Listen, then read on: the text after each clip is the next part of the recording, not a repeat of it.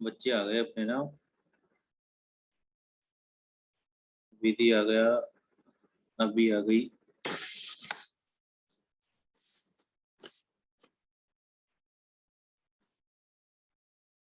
दिवेश, युवांश, पीयूष, तन्वी। हाँ हर्ष कुमार चेक कर लिया, डोंट वरी।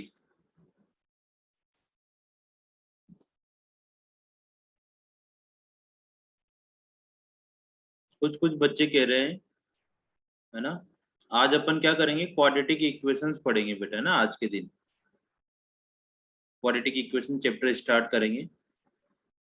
उस क्वाड्रेटिक इक्वेशन वाले चैप्टर से पहले कुछ क्वेश्चंस था एक, जो लास्ट टाइम रह गया था।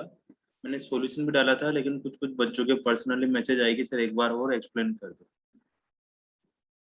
मैंने कहा था कि किसी वीडियो से चलाएंगे या कुछ पिक ढूंढेंगे, लेकिन इस तरह का कुछ वीडियो मिला नहीं। मैंने आधे घंटे तक सर्च करा, तो फिर चलो उसको करने से अच्छा है अपन ये वाला काम करते हैं ना।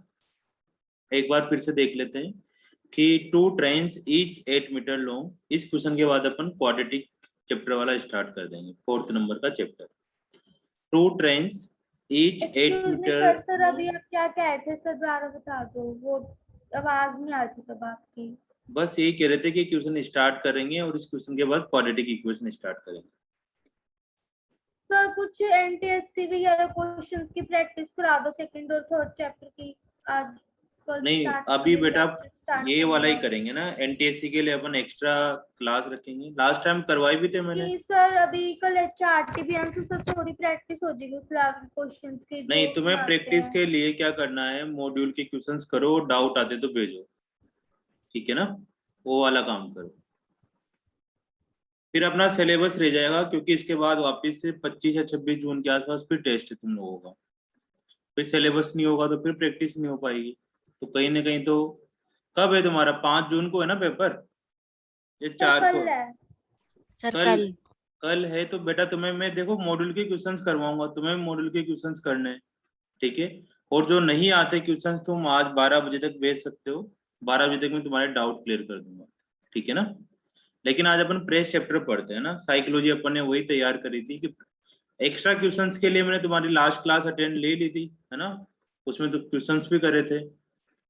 अब तुमने मॉड्यूल करा या नहीं करा तन्वी, ये बताओ।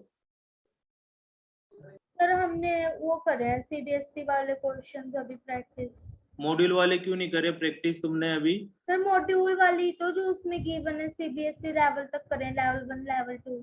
बस बस बस कॉपी है ये तो, ही और ज्यादा कुछ नहीं करना। इसके बाद पॉलिनोमियल वाले करे या नहीं करे?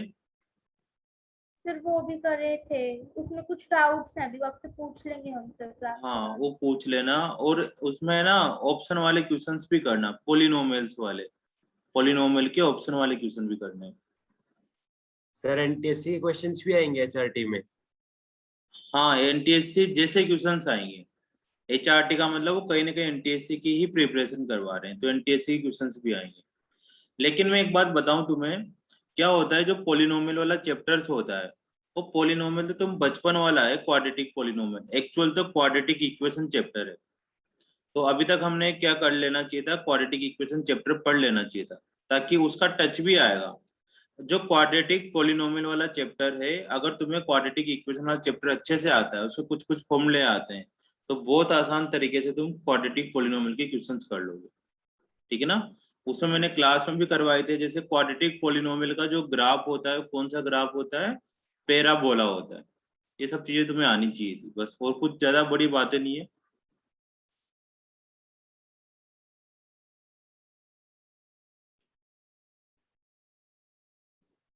वही सारी है, नहीं आ रही तन्वी बेटा क्लियर, या रुक रुक के आ रही है?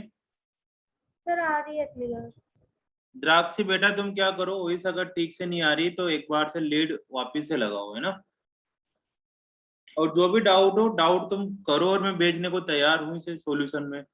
मैं खुद प्रैक्टिस करवाऊंगा ना, उसमें टाइम कंज्यूमिंग चीजें बहुत ज्यादा होती है, वो इसलिए नहीं करवा पा रहा क्योंकि अभी देखो अपन ने 15 दिन तक तो कुछ पढ़ा नहीं था, अभी छुट्टियां हो गई थी मेरी वजह से, ठीक है ना। इसलिए थोड़ा सा तुम्हें खुद ज्यादा एफर्ट मारना पड़ेगा। अदरवाइज मैं हर चैप्टर का देखना, तो वहां भी क्वाड्रेटिक पॉलिनोमियल जो हम पढ़ेंगे उसको काफी लंबा ले जाने वाले हैं, खूब सारे क्वेश्चंस करेंगे उसमें, क्योंकि एक पैरेलल सिचुएशन आती है तो माइंड में थोड़ा प्रेशर कम हो जाता है कि चलो अपना सिलेबस हो गया, ठीक है।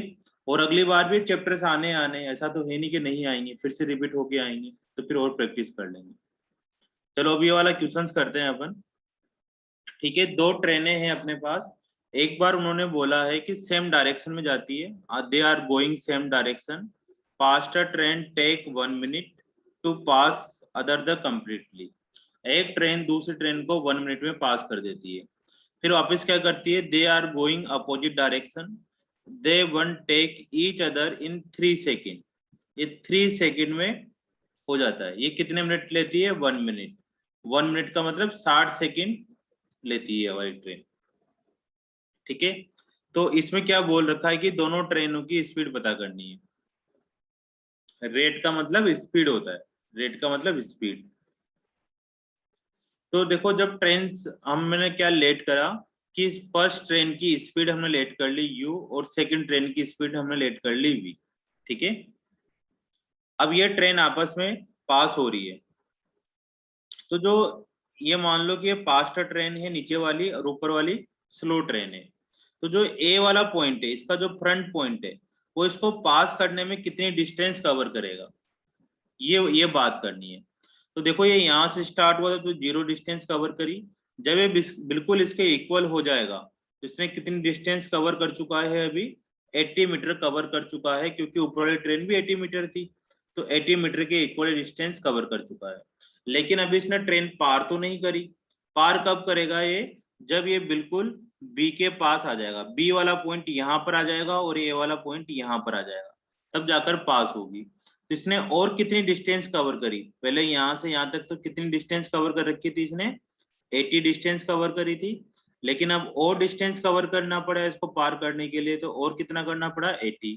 तो टोटल हो गया अपने पास 160 मीटर, टोटल डिस्टेंस 160 मीटर होगी। और ये पार करने में, पासिंग करने में कितना टाइम लेती है, 1 मिनट मतलब 60 सेकेंड। तो इसमें स्पीड का फॉर्मूला लगा देंगे, डिस्टेंस अपॉन टाइम। डिस्टेंस तो हमारे पास 160 हो गई। सर बोलो बेटा। सर आप जो ये करवाते हो क्लास में उसके नोट्स भेज दे करो। नहीं ये लिखा करो बेटा तुम साथ साथ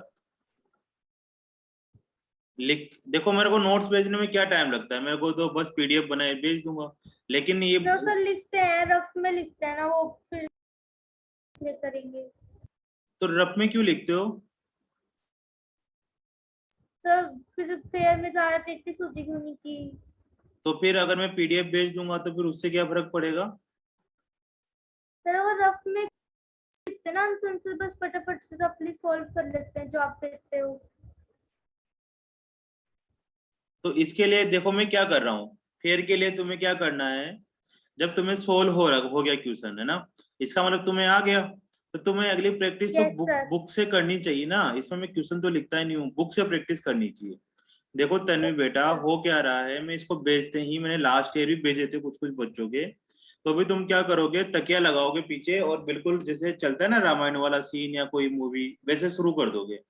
हाँ सर पीडीएफ तो आ ही जाएगी, बाकी बाद में देखना शुरू कर देंगे।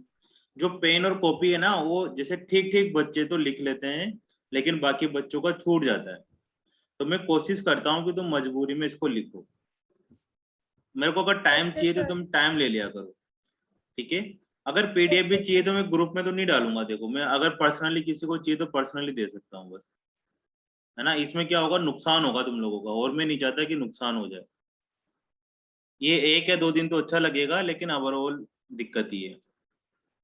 चलो अब आगे करते हैं, स्पीड। स्पीड ये बताओ, स्पीड में क्या होगा कि ये दोनों की स्पीड प्लस होगी या दोनों की स्पीड माइनस होगी, इस बारे में बात करते हैं। तो जब दो ट्रेनें आपस में से गुजरती है तो तुम ये बताओ कि कंपैरिजन करते हैं कि दो ट्रेन, एक ट्रेन इधर से आई और एक ट्रेन इधर से गुजर गई, है ना, उसकी इन दोनों की स्पीड तुम्हें कंपैरिजन ज्यादा लगेगी, या एक ट्रेन इधर से आ रही है और एक ट्रेन इधर से आ रही, तब दोनों की स्पीड ज्यादा लगेगी। किसकी स्पीड तुम्हें ज्यादा लगेगी, जब दोनों ट्रेनें सेम चल रही है तब, जब इसके अंदर बैठे हो तुम, है ना, किसी एक ट्रेन में बैठे हो, यहाँ पर, यहाँ बिठा देते हैं तुम्हें, इस ट्रेन में बैठे हो, इस ट्रेन में बैठे हो ना, तो ये बताओ कौन सी स्पीड तुम्हें ज्यादा लगेगी,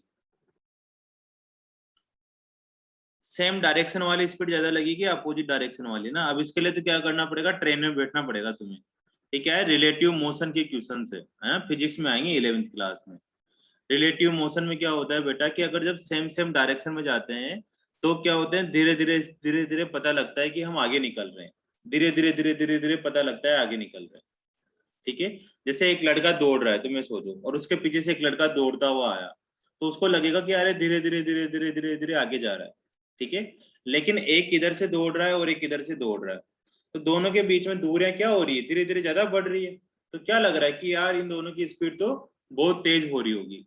तो जब अगर हम सेम डायरेक्शन में दौड़ते हैं या सेम डायरेक्शन में चलते हैं तो रिलेटिव रिलेटिव के बारे में बात कर रहे हैं कि कोई एक बंदा इस ट्रेन में बैठा है, उसको रिलेटिव बोलते हैं। ठीक है, तो रिलेटिव स्पीड क्या होती है, कम होती है किसके कंपैरिजन में, जब हम अपोजिट डायरेक्शन में जाते हैं। अगर हम अपोजिट डायरेक्शन में दौड़ते हैं तो उसकी स्पीड ज्यादा होती है, और सेम डायरेक्शन में दौड़ते हैं तो उसकी स्पीड कम होती है। तो मैंने लेट कर लिया कि जो पहली ट्रेन थी वो फास्टर ट्रेन थी और सेकंड ट्रेन स्लो ट्रेन है, तो दोनों की स्पीड का माइनस करेंगे कब, जब दोनों सेम डायरेक्शन में दौड़ रही होगी। तो डिस्टेंस के टाइम डिस्टेंस लिख दिया, और टाइम कितना था 1 मिनट, उसको सेकंड में कन्वर्ट कर लिया। सेकंड में क्यों कन्वर्ट करा, क्योंकि दूसरा भी हमारे पास सेकंड में ही है। अब दूसरा क्वेश्चन पढ़ते हैं, है ना, उसी का second part. Then go in opposite direction में, जब वो अपोजिट डायरेक्शन में जाती है तब क्या होगा कि एक ट्रेन इधर जा रही है, एक ट्रेन इधर जा रही है। तो वापिस से सबसे पहले डिस्टेंस निकालते हैं कि इस ए पॉइंट ने कितनी डिस्टेंस कवर करी। ठीक है, तो इस ए पॉइंट ने जब ये दोनों इधर गई होगी, पैरेलल हुई होगी, तब इसने कितनी डिस्टेंस कवर करी होगी, 60 मीटर। कैसे, क्योंकि देखो डी वाले पे था ये वाला, अब डी वाले पर ए वाला पॉइंट है, ये चलकर कहाँ आ गया, सी पर आ गया, तो ये ए वाला पॉइंट यहाँ आ गया, मतलब इसने कितनी डिस्टेंस कवर करी, ऊपर वाली ट्रेन के बराबर 80 मीटर। ये 80 मीटर कवर करी। लेकिन अब ये ट्रेन पास थोड़ी हुई है, पास तो तब होगी जब ये बी वाला पॉइंट सी वाले पे आ जाएगा। तो बी वाला पॉइंट सी वाले पे आएगा, मतलब ए वाला कितना चलना पड़ेगा, बी वाला यहाँ पर आए और ए वाला यहाँ पर आए, तब जाके ट्रेन आगे निकलेगी। तो मतलब ये 80 मीटर और चलना पड़ेगा। तो टोटल इस ए वाले पॉइंट को कितना चला, 80 यहाँ पर चला और 80 यहाँ पर चला, तो टोटल 160 मीटर चल गया। मतलब जब दो ट्रेनें सेम डायरेक्शन में जाए चाहे अपोजिट डायरेक्शन में जाए, तो उन दोनों ट्रेन की स्पीड, दोनों ट्रेन की डिस्टेंस का सम करना होता है। दोनों ट्रेन सेम डायरेक्शन में जाए या दोनों ट्रेन अपोजिट डायरेक्शन में जाए, दोनों ट्रेन की डिस्टेंस का सम करना होता है। ये क्वेश्चन वही है अप स्ट्रीम डाउन स्ट्रीम के जैसा, दोनों सेम सेम डायरेक्शन में जा रहे हैं तो u माइनस बी स्पीड हो रही है, दोनों अपोजिट डायरेक्शन में जा रहे हैं तो u प्लस बी स्पीड हो रही है। ठीक है, फिर भी कंपैरिजन मत करो। तो टोटल डिस्टेंस 160 मीटर हो गई। अब दोनों ट्रेन अपोजिट डायरेक्शन में जा रही तो टोटल स्पीड क्या हो जाएगी, u plus B, total distance 160, और टाइम कितना लग रहा है इसमें 3 सेकेंड। अब हमारे पास दो इक्वेशन आ गई, एक फर्स्ट इक्वेशन ये आ रही है और सेकंड इक्वेशन ये वाली आ रही है। इन दोनों को आपस में सोल्व करके u और v की वैल्यू निकाल लो। तो पहले सेकंड इक्वेशन यहाँ लिख दी और फर्स्ट इक्वेशन यहाँ लिख दी हमने। अब इन दोनों में एलिमिनेशन मेथड लगाया तो v की वैल्यू आ जाएगी 76/3 मीटर पर सेकेंड, क्योंकि ऊपर वाली डिस्टेंस मीटर में है, नीचे वाला टाइम सेकेंड में है। अब v की वैल्यू इन दोनों में से किसी भी एक इक्वेशन में पुट कर दो तो v इधर चला जाएगा, तो 8/3 plus v is equal to ये वाली डिस्टेंस हो जाएगी 26 मीटर पर सेकेंड। तो इस क्वेश्चन में तुम्हें ये याद रखना है कि सेम डायरेक्शन में जाए चाहे अपोजिट डायरेक्शन में जाए, दोनों की डिस्टेंस, दोनों ट्रेन की लेंथ का सम होता है। सेम डायरेक्शन में जाते हैं तो स्पीड कम होती है, इसलिए माइनस कर देते हैं। अपोजिट डायरेक्शन में जाते हैं तो स्पीड बढ़ जाती है, इसलिए प्लस कर देते हैं। ठीक है, बस यही कहानी इस क्वेश्चन की। अभी ये क्वेश्चन मैंने तुम्हें उसमें भेज भी दिया है ना, ग्रुप में भेज दिया था, तो वहां से भी नोट कर सकते हो। अब हम क्वाड्रेटिक इक्वेशन वाला चैप्टर पढ़ते हैं। सर एक बार क्वेश्चन दिखा दो। हाँ, क्वेश्चन दिखा देते। Two trains each 8 metre long passes each other। Screenshot भी ले सकते हो तुम इसका। ये थोड़ा सा स्पीड में इसलिए बता दिया मैंने क्या कि अपन ने कल भी थोड़ा बहुत डिस्कस किया था, है ना, इसलिए ऐसे ऐसे कर दिया है ना मैंने। जब एक किसी एक दो बच्चे के मैसेज आए तो पहले ही क्वेश्चन को लिख लिया था मैंने कि इसमें भी 15 से 20 मिनट खराब हो जाएंगे अपने।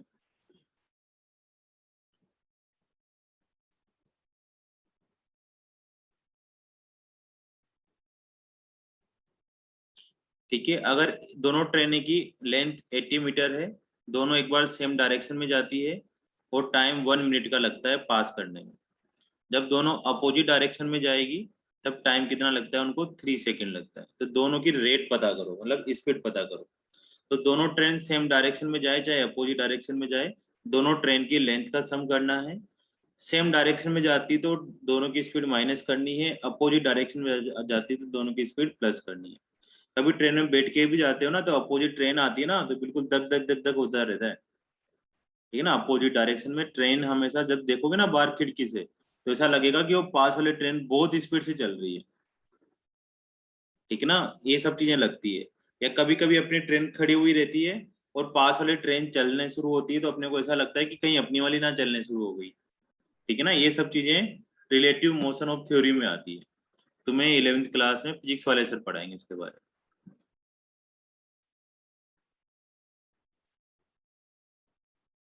चलो आ जाओ, क्वाड्रेटिक इक्वेशन स्टार्ट करते हैं।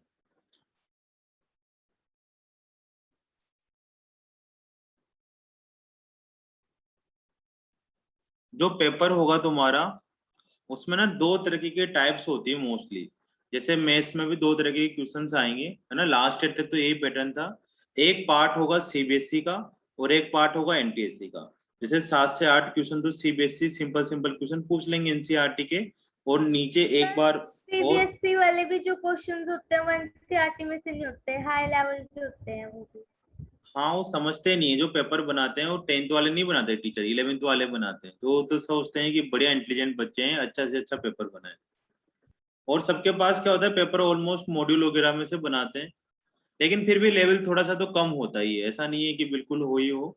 कुछ कुछ क्वेश्चन तो बिल्कुल ही सिंपल होते हैं। तो मोस्टली क्वेश्चन है ना इनफाइनाइट सॉल्यूशन वाले आएंगे। इनफाइनाइट सॉल्यूशन हो गया, नो सॉल्यूशन हो गए, वैसे क्वेश्चन हो गए। 2 डिजिट वाले क्वेश्चन हो गए कि सम ऑफ द 2 डिजिट ये होता है, ठीक है। फ्रैक्शनल वाले क्वेश्चन हो गए, ठीक है ना। एज वाले क्वेश्चन हो गए, डाउन स्ट्रीम अप स्ट्रीम वाले क्वेश्चन हो गए। बस ये 4-5 तरह के क्वेश्चन ही होते हैं, इसके अलावा और क्या पूछ लेंगे वो लोग। तो आओ बच्चों, क्वाड्रेटिक इक्वेशंस के बारे में बात करते हैं, ठीक है। बड़ा ही मजेदार है और फेवरेट चैप्टर भी है क्वाड्रेटिक इक्वेशन, क्योंकि 11वीं क्लास में भी आता है, ठीक है। तो क्वाड्रेटिक इक्वेशन और क्वाड्रेटिक पॉलिनोमियल में क्या डिफरेंस होता है? कोई डिफरेंस नहीं होता। कि जैसे ये ax² plus bx plus c, ये क्वाड्रेटिक पॉलिनोमियल होता है। लेकिन अगर इसके इक्वल टू में 0 लगा दिया जाए तो इसको हम क्वाड्रेटिक इक्वेशन बोल देते हैं। इक्वल टू में 0 लगाने को ही क्वाड्रेटिक इक्वेशन बोल देते हैं, ठीक है। और अगर इक्वल टू में 0 नहीं है तो उसको क्वाड्रेटिक पॉलिनोमियल बोल देते हैं। तो कुछ दिनों बाद तुम्हें दोनों तरीके से कोई मतलब नहीं रहेगा, इसको तुम क्वाड्रेटिक क्वाड्रेटिक बोलो, ठीक है। तो इक्वल टू 0 लगाने को हम क्वाड्रेटिक इक्वेशन वगैरह बोल दिया करते हैं, ठीक है। अब हमारे पास बहुत आसान आसान से क्वेश्चन है कि इसमें ये पहचानना है कि कौन सी क्वाड्रेटिक इक्वेशन है। जो हमारे पास 4.1 स्टार्ट करने वाले हैं उसके अंदर ये है कि कौन कौन क्वाड्रेटिक इक्वेशन होगा या क्वाड्रेटिक पॉलिनोमियल होगा और कौन सा क्वाड्रेटिक पॉलिनोमियल नहीं होगा। तो जिसकी हाईएस्ट पावर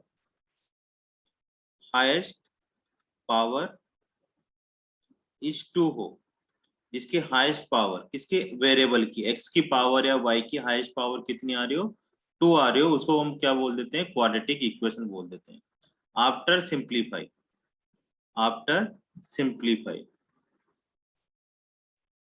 सिंप्लीफाई करने के बाद, ऐसे नहीं देखते तुमने बोल दिया कि अच्छा ये तो नहीं है जी, ठीक है। तो तुम्हें मैं क्वेश्चन देता हूँ, वो तुम्हें पता करने हैं कि ये क्वाड्रेटिक इक्वेशन है या नहीं है, हाँ और ना में जवाब देना है। जैसे हमारे पास है x³ plus 3x² plus 2x plus 1 is equal to x minus x into x² plus 2x। तो ये क्वेश्चन, ये जो है क्वाड्रेटिक इक्वेशन है या नहीं है, ये तुम्हें पता करना है। यस सर है ये। मतलब इसकी हाईएस्ट पावर पता करनी है। सर क्योंकि x³ वो जब ब्रैकेट खोलेंगे वो वहां से वहां कट जाएगा। हाँ, तो 3x² plus 2x plus 1 is equal to x³ plus 2x²। अब इसमें ऐसे नहीं सोचना कि हाईएस्ट पावर x³ थी तो नहीं होगा, पहले पूरा सिंप्लीफाई करना है। x³ से तो x³ कट जाएगा और 2x² इधर आकर हर्ष बाबू x square plus 2x plus 1 हो जाएगा। ठीक है, तो इसका मतलब ये क्वाड्रेटिक इक्वेशन है, शॉर्टकट में लिख दिया मैंने QE, क्वाड्रेटिक इक्वेशन है। तो ऐसे ही तुम्हारे बहुत छोटे छोटे से क्वेश्चन है इसमें, वो तुम्हें पता करने हैं कि क्वाड्रेटिक इक्वेशन है या नहीं है।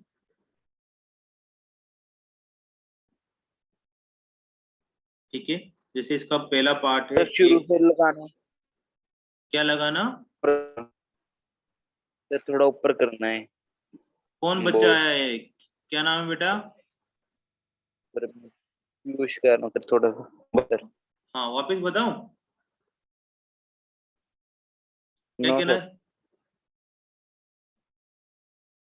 पूछ लो, है ना, डरना नहीं है बिल्कुल भी, पैसे दिए तुम लोगों ने।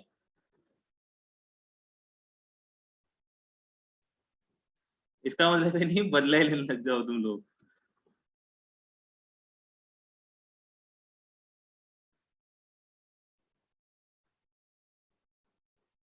कर हो गया?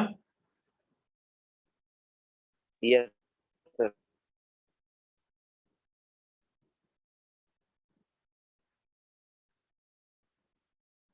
इसका सेकंड पार्ट करते हैं अपन, एक्स स्क्वायर माइनस 2x, मैं कुछ कुछ छोड़ दूंगा, है ना, क्योंकि सिंपल सिंपल भी है बहुत सारे। 3 माइनस एक्स, इसको सोल्व करके बताओ कि क्वाड्रेटिक है या नहीं है।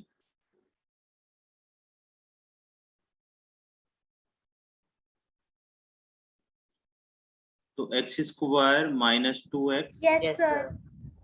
Yes. हाँ एस सर, है ना, यस सर है। X square minus 4x plus 6। तुम्हें लगता है ऐसे क्वेश्चन पेपर में आएंगे? एक भी क्वेश्चन नहीं आने वाला है ऐसा, ये तुम्हारी प्रैक्टिस करवा रहे हैं वो। x minus 1, x minus 2 is equal to x minus 3, x minus 5। इसका पता करो ये क्वाड्रेटिक इक्वेशन है या नहीं है, आराम आराम से। Piyush, Harsh Kumar, yes sir. विधि बेटा, अदिति, अभी, रक्षित, हाँ ना के जवाब देते रहा करो तुम, है ना, लगता है कि भाई बच्चे हैं अपने पास। अनिरुद्ध, ये नहीं है।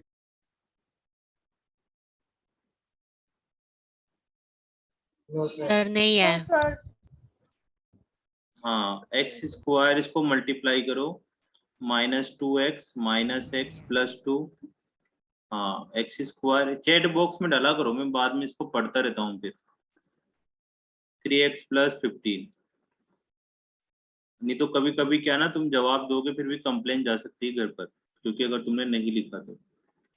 3x plus 2 is equal to -8x plus 15। और दूसरी बात है कि मैंने ना तुम्हें कुछ होमवर्क भी दिया था, कुछ कुछ बच्चों के तो रिप्लाई आए हैं, कुछ के बिल्कुल भी रिप्लाई नहीं आया, उन्होंने काम ही नहीं करा वो। अगर टोटल मिलाकर ये मान के चलो 20 बच्चे हैं, तो उसमें से 5-6 बच्चों के रिप्लाई आए हैं कि हमने क्वेश्चन सोल्व करे, और बच्चों को तो पता भी नहीं आधे को क्या होमवर्क था। ठीक है ना, मैंने बोला था कि क्रॉस मल्टीप्लिकेशन मेथड की एक्सरसाइज सोल्व करनी थी और एग्जाम्पल वगैरह करने थे, तो तुम होमवर्क कर नहीं रहे। तुम्हारी जल्दी पीटीएम लेने वाले हैं हम 20 जून के आसपास। ठीक है ना, फिर उसमें तुम्हें पता ही है कि क्या हो सकता है 20-25 जून के आसपास। तो होमवर्क करते रहा करो, है ना, होमवर्क में बिल्कुल भी ध्यान नहीं तुम लोगों का।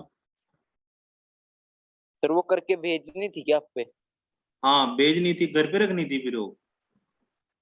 फिर मैंने तो बस करके छोड़ दी। तुम्हारा आजकल मैं एक ग्रुप बनाने वाला हूँ मैं मेस का, उसमें डालना है सारा कुछ।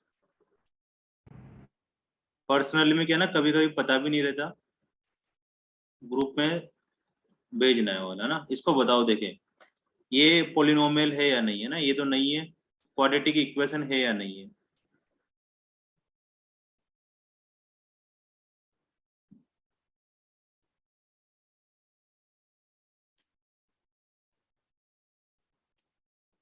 हाँ इसको सोल्व करेंगे तो x square sir plus 3x plus 1, x square plus 4 minus 4x, x square से एक्स स्क्वायर कट गया, मतलब कुछ बचा नहीं यहाँ पर। 7x x is equal to 3, तो ये नहीं है। ठीक है,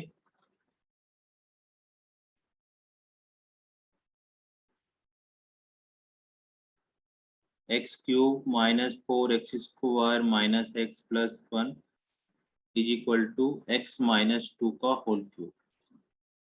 ये वाला करो।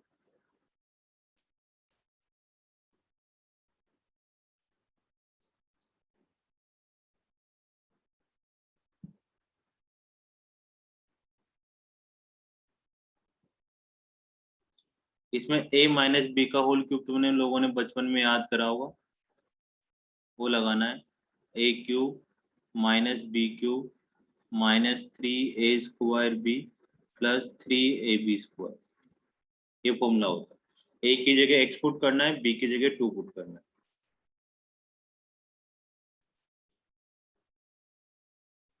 तो x cube minus 4x square minus X plus 1 is equal to, अब इसका फॉर्मूला ओपन कर देते हैं।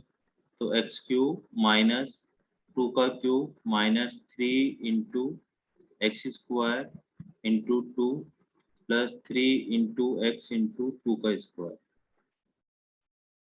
तो ये एक्स क्यूब से एक्स क्यूब काट ही देते हैं। सर ये है क्वाड्रेटिक इक्वेशन। हाँ, क्योंकि इसमें ना एक्स स्क्वायर कटा नहीं और एक्स क्यूब कट गया। 6x स्क्वायर प्लस 12x उठा के इधर लाएंगे ना 6x स्क्वायर को, तो 2x square minus 13x plus 9 is equal to 0। तो ये क्वाड्रेटिक इक्वेशन है। अब तुम्हें क्या करना है ना, अभी तक तो सिंपल सिंपल थे, एस नो चल रहा था। हर्ष ने भी जवाब दिया है, एक फुर्सत में था एक बच्चा, उसने पूरा लिखा है। क्रिस ने क्वाड्रेटिक इक्वेशन है।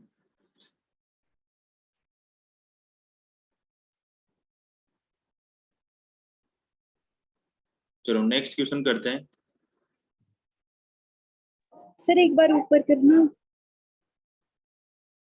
चलो बेटा,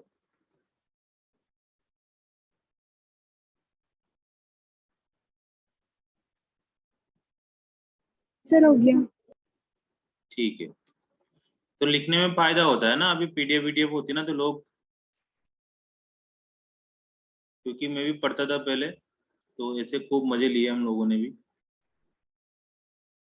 कि ना लिखना पड़े। अभी आधे लोगों के अगर कैमरे ऑन करवाए ना, अलग ही हाथ सिचुएशन में मिलोगे तुम लोग।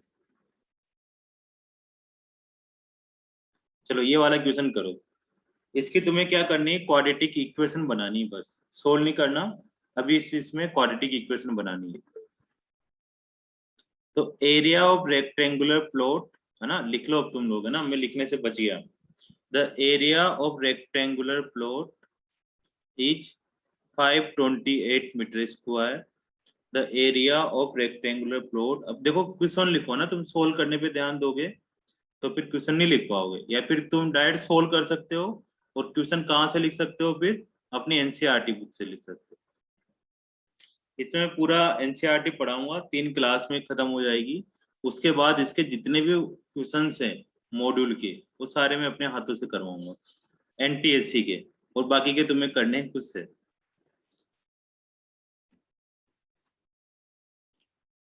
अब बाकी करो, देखो जिस जिसको आ रहा हो ट्राई करो। इसकी क्वाड्रेटिक इक्वेशन बनाओ। लेंथ लेट कर लो x और ब्रेथ कर लो y लेट, और फिर आगे करते जाओ।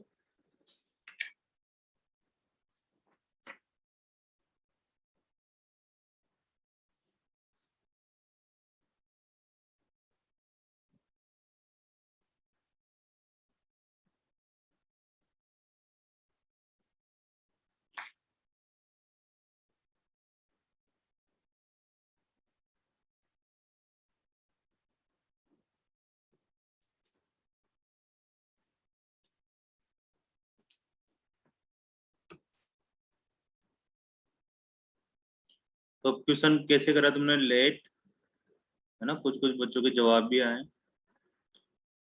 उसमें अपने को क्या करना है, लेंथ और ब्रेथ बतानी है। We need find the length and breadth, find तो करना पड़ेगा इसमें ना। तो लेंथ लेट, लेंथ क्या लेट कर लेते हैं, x लेट कर लेते हैं, और इसकी ब्रेथ क्या लेट कर लिया अपन ने, y लेट कर लिया। अब इन्होंने बोला है कि रेक्टेंगुलर प्लॉट का एरिया पता करना है। मतलब ये x हो गया, ये y हो गया। तो एरिया कितना होता है बेटा इसका? एरिया होता है x इंटू वाई, मतलब area 528 is equal to X Y. एक इक्वेशन तो यहाँ से आ गई। अब इन्होंने बोला है कि length of the plot is 1 more than twice is breadth, मतलब इसकी जो लेंथ है x वो क्या है? ट्वाइस इस ब्रेथ से एक ज्यादा है। ट्वाइस ऑफ ब्रेथ से भी एक ज्यादा है, 1 मोर है, मतलब ये सेकंड इक्वेशन आ गई। अब हमें अगर वैल्यू पता करनी है x और y की, तो तुम क्या करो, इसमें x की वैल्यू इक्वेशन फर्स्ट में पुट कर दो। x की वैल्यू तो हमारे पास हो जाएगा 528 इज इक्वल टू, x की जगह क्या पुट करना है? 2y प्लस 1 इंटू वाई की जगह y पुट कर देंगे। अब इसको मल्टीप्लाई करो, 528 is equal to 2y square plus y, यहाँ से 2y square plus y minus 528 is equal to 0।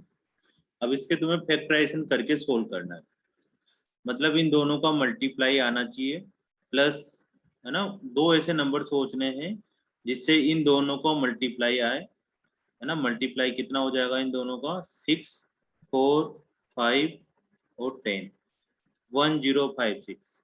Multiply करने पर तो 1056 आए और प्लस माइनस करने पर 1 आए।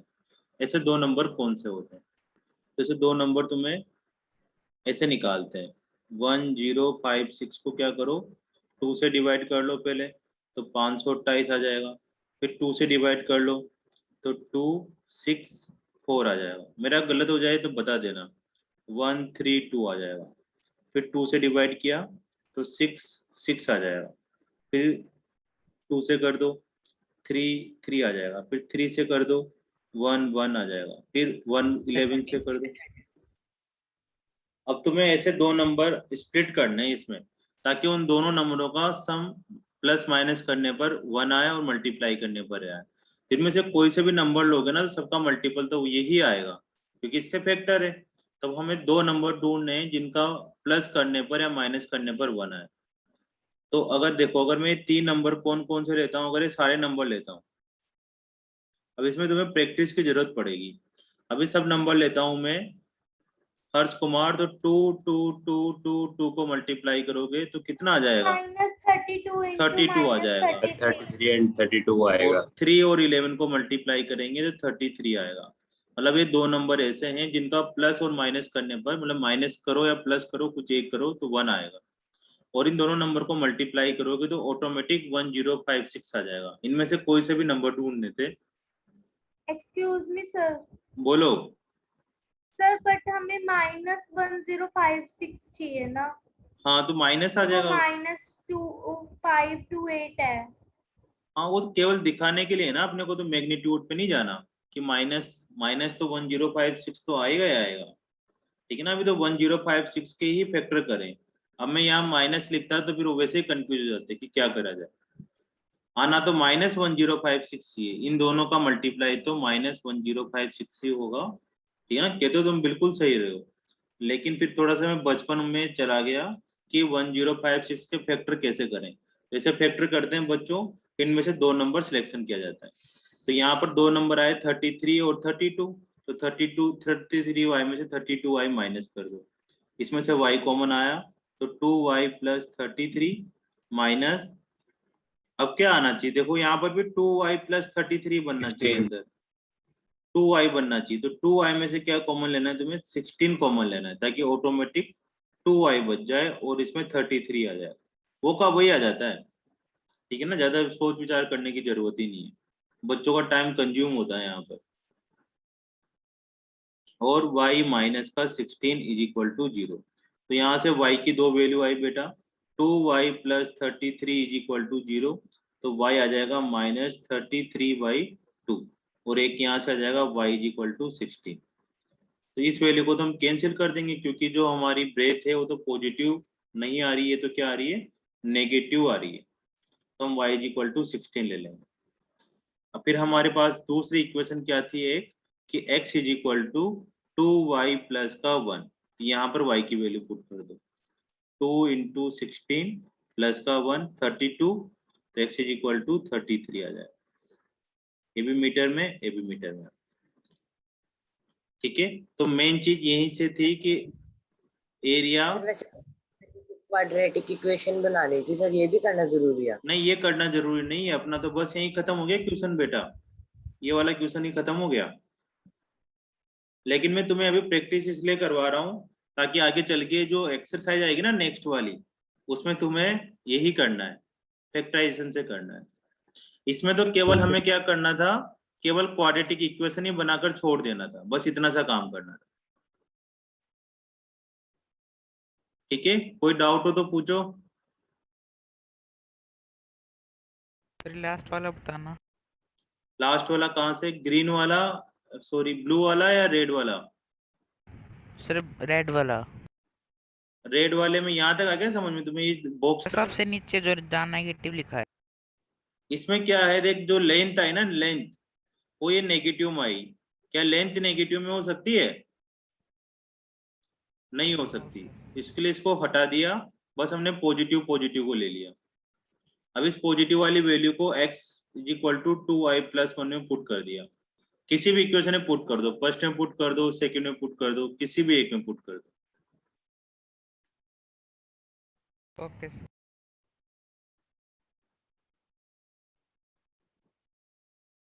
ठीक है विधि, सलीना समझ में आ रहा है? द्राक्षी,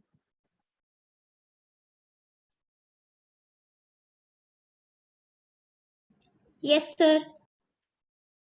ठीक है चलो नेक्स्ट क्वेश्चन पे आते हैं अब।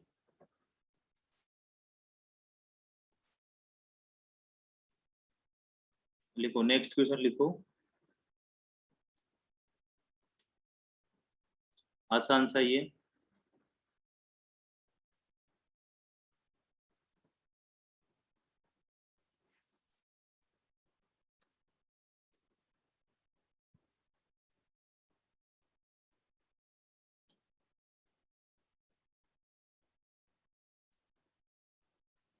ये रहा ना, थोड़ा सा गड़बड़ सा हो गया। यहां से लिखना है, the product of this, the product of the two positive integers, the product of two consecutive integers is 306, we need find the integers। ठीक है, केवल हमें क्वाड्रेटिक इक्वेशन ही बनानी है, आगे सोल्व नहीं करना, क्वाड्रेटिक इक्वेशन बना के छोड़ दो बस। तो फिर लेट करो इसमें। ठीक है, हमें product of two conjugative integers, positive integers. Conjugative का मतलब होता है कि अगर एक नंबर 5 है तो दूसरा नंबर 6 हो सकता है या फिर 4 हो सकता है, कोई सा भी एक नंबर हो सकता है। तो मैं लेट कर रहा हूं 1 positive integers, 1 positive integers x, ठीक है, एंड सेकेंड पॉजिटिव इंटीजर्स। अब तुम इसमें कुछ भी ले सकते हो, x-1 भी ले सकते हो और x+1 भी ले सकते हो, कुछ भी एक ले लो, कोई दिक्कत नहीं, दोनों से सेम ही आंसर आएगा तुम्हारा। x की वैल्यू अलग अलग आ सकती है, लेकिन जब तुम यहाँ पुट करोगे ना तब तुम्हारे दोनों इंटीजर सेम आएंगे। x की वैल्यू तो अलग अलग आ सकती है, लेकिन फाइनल जब यहाँ पुट करोगे तो इंटीजर सेम आएंगे। अब इन्होंने बोला है कि दोनों का प्रोडक्ट, मतलब एक x और एक x+1 दोनों का प्रोडक्ट कितना है, 306 है। तो हमारे पास इक्वेशन बन गई x² plus x is equal to 306। यहाँ कितना हो जाएगा, x² माइनस x प्लस का x minus 306 is equal to 0। बस ये क्वेश्चन खत्म हो गया अपना।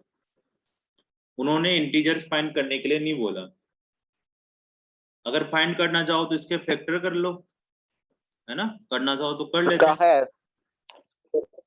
इसमें क्या है ना, फाइंड का मतलब है यहाँ तो बोल दिया इन्होंने, लेकिन ऊपर ही ऊपर एक दिया हुआ था कि वहां से नहीं पता करना, फिर भी अपन पता कर लेते हैं। ठीक है, पता करने के लिए बोलेगा इसी, वो धीरे धीरे क्या कर रहा है, तुम्हें बिल्ट करता जा रहा है। पहले क्वाड्रेटिक इक्वेशन पहचानना सिखाया, अब इक्वेशन बनाना सिखा रहा है, फिर दूसरे वाले एक्सरसाइज में क्या करेगा, x की वैल्यू निकालेगा, ऐसे क्वेश्चन देगा। फिर तीसरी वाली ऐसे देगा जिसमें तुमसे फैक्टराइजेशन नहीं होते हो, तो उसके लिए भी फॉर्मूला लगाना पड़ेगा। ऐसे धीरे धीरे आगे बढ़ते जाएगा। 153 2 से डिवाइड किया तो 153 आया। अब 3 से इसको डिवाइड करो तो 51 आएगा। फिर 3 से डिवाइड कर दो इसको तो कितना आया, ये 1 21 7 तो 70। अब तुम्हें दो ऐसे नंबर ढूंढने हैं जिनका प्लस माइनस करने पर तो 1 आए और मल्टीप्लाई करने पर -306 आए। तो इन तीनों नंबर को ले लेते हैं अपन ताकि 18 बन जाएगा। 2 × 3 6 6 × 3 18 और दूसरा नंबर 17 ले लिया। ठीक है, तो ये हो जाएगा x² plus 18x minus 17x minus 306 = 0। अब इसमें से x कॉमन लो तो यहाँ पर कितना बच रहा है बेटा, x + 18, यहाँ 1x बच रहा है। तो तुम्हें इसमें से माइनस का 17 कॉमन लो ताकि यहाँ पर भी ऑटोमेटिक 1x बचे और अंदर ऑटोमेटिक प्लस का 18 आ जाएगा। तुम चाहो तो देख सकते हो और नहीं चाहो तो फिर रहने दो। x + 18 और x - 17 = 0। ठीक है, अब x की वैल्यू क्या आएगी यहाँ से, x = एक तो -18 आ जाएगा और x = 17 आ जाएगा। तो हमें तो पॉजिटिव इंटीजर्स लेना था ना बेटा, तो इस -18 को तुम कैंसिल कर दो, केवल 17 ले लो। तो दो इंटीजर कौन कौन से आ जाएंगे अपने पास, एक तो था हमारे पास x, तो x = 17 और एक था x + 1 तो हमारे पास आ जाएगा 18। ये दो आंसर आ जाएंगे फाइनल। ठीक है, बहुत सही चल रहा है कार्य। कुछ पूछना है इसमें?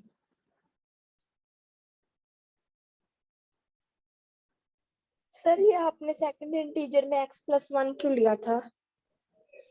x + 1 इसलिए लिया था क्योंकि यहाँ पर बोला हुआ है कि कॉन्जुगेटिव पॉजिटिव इंटीजर्स है।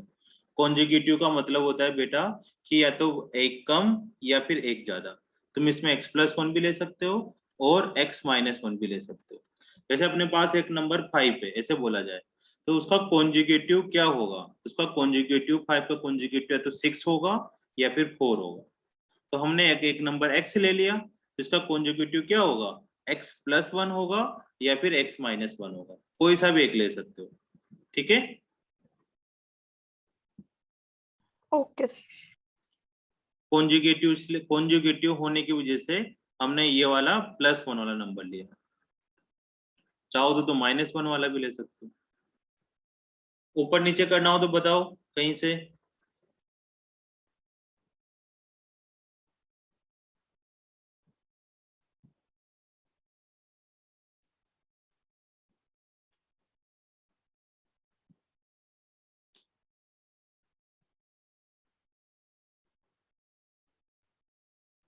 कितना छोटा कैसा है,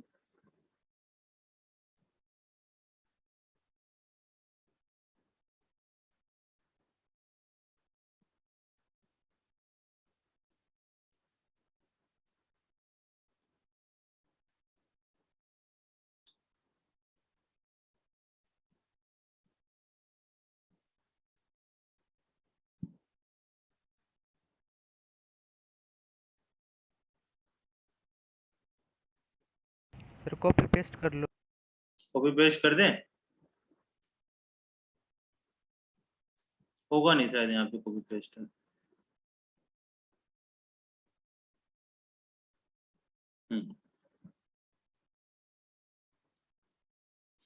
Rohan's mother is 26 year older than him. Rohan mother is 20। देखो वही क्वेश्चन है, कोई भी बड़ी बात नहीं है। पहले वहां एक्स वाई आ रहे थे, यहाँ पर क्वाड्रेटिक इक्वेशन आ जाती है। यहाँ वो प्रोडक्ट करवा देते हैं बस और कुछ नहीं करवाते, इससे क्वाड्रेटिक बन जाती है। चलो आते हैं, Rohan's mother is 26 year old other than him, उससे 26 ईयर्स बड़ी है। Product of their age 3 years from now, आज से 3 साल बाद विल बी 360 हो जाता है, उनका प्रोडक्ट 360 हो जाता है। तो रोहन की परसेंटेज क्या होगी, तो वापस इसमें लेट करते हैं, let present age of Rohan कितना हो जाएगा 26 and his mother age sorry, इसको तो एक्सलेट करना था ना। मदर की एज कितनी होगी भाई तन्वी बेटा बताओ? सर मदर की एज होगी y equals to x plus 26। हाँ 26 प्लस x, ये मदर की एज हो जाएगी। ठीक है ना, डायरेक्ट तुम 26 प्लस x ही लिख लो, y लिखने की जरूरत ही नहीं है, या y लिखना चाहो तो y लिख लेते, किसकी मदर की एज y थी और फिर उसको हम 26 प्लस x लिखते थे। ठीक है, अब उन्होंने बोला है जैसे देखो इसकी y हो गई, यहां से करते किसकी मदर की एज y ले ली, अब दोनों में क्या आ जाएगा y is equal to 26 plus x, ये हो जाएगा। ठीक है ना, ये इक्वेशन बन जाएगी। अब क्या बोला जा रहा है, after 3 years, after 3 years from now,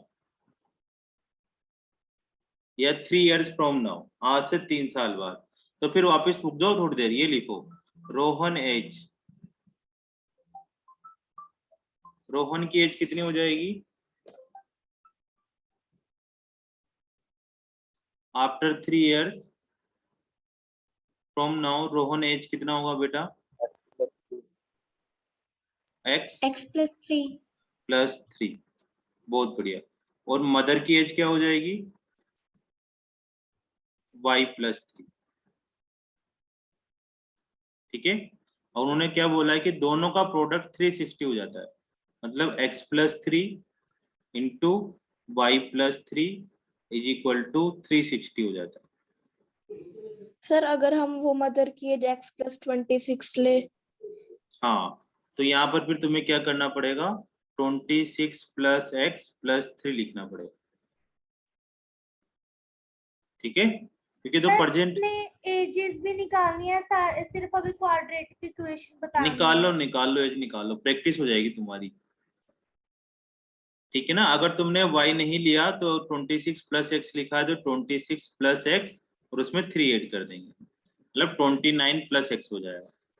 मैं यहाँ यही करने वाला हूँ, x प्लस 3 करा, पहले यहाँ डायरेक्ट y की वैल्यू पुट कर लो। y की वैल्यू कितनी थी हमारे पास पहली इक्वेशन से, 26 प्लस एक्स और 3 का 3 लिख दिया इज इक्वल टू 360, मतलब x प्लस 3, पहले मल्टीप्लाई मत करो, पहले वैल्यू पुट कर लो नहीं तो और बड़ा हो जाएगा। 29 plus X is equal to 360।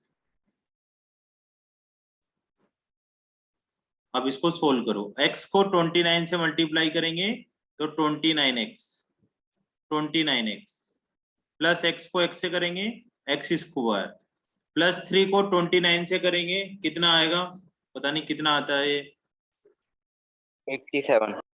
57, हाँ नहीं 87 plus 3x is equal to 360।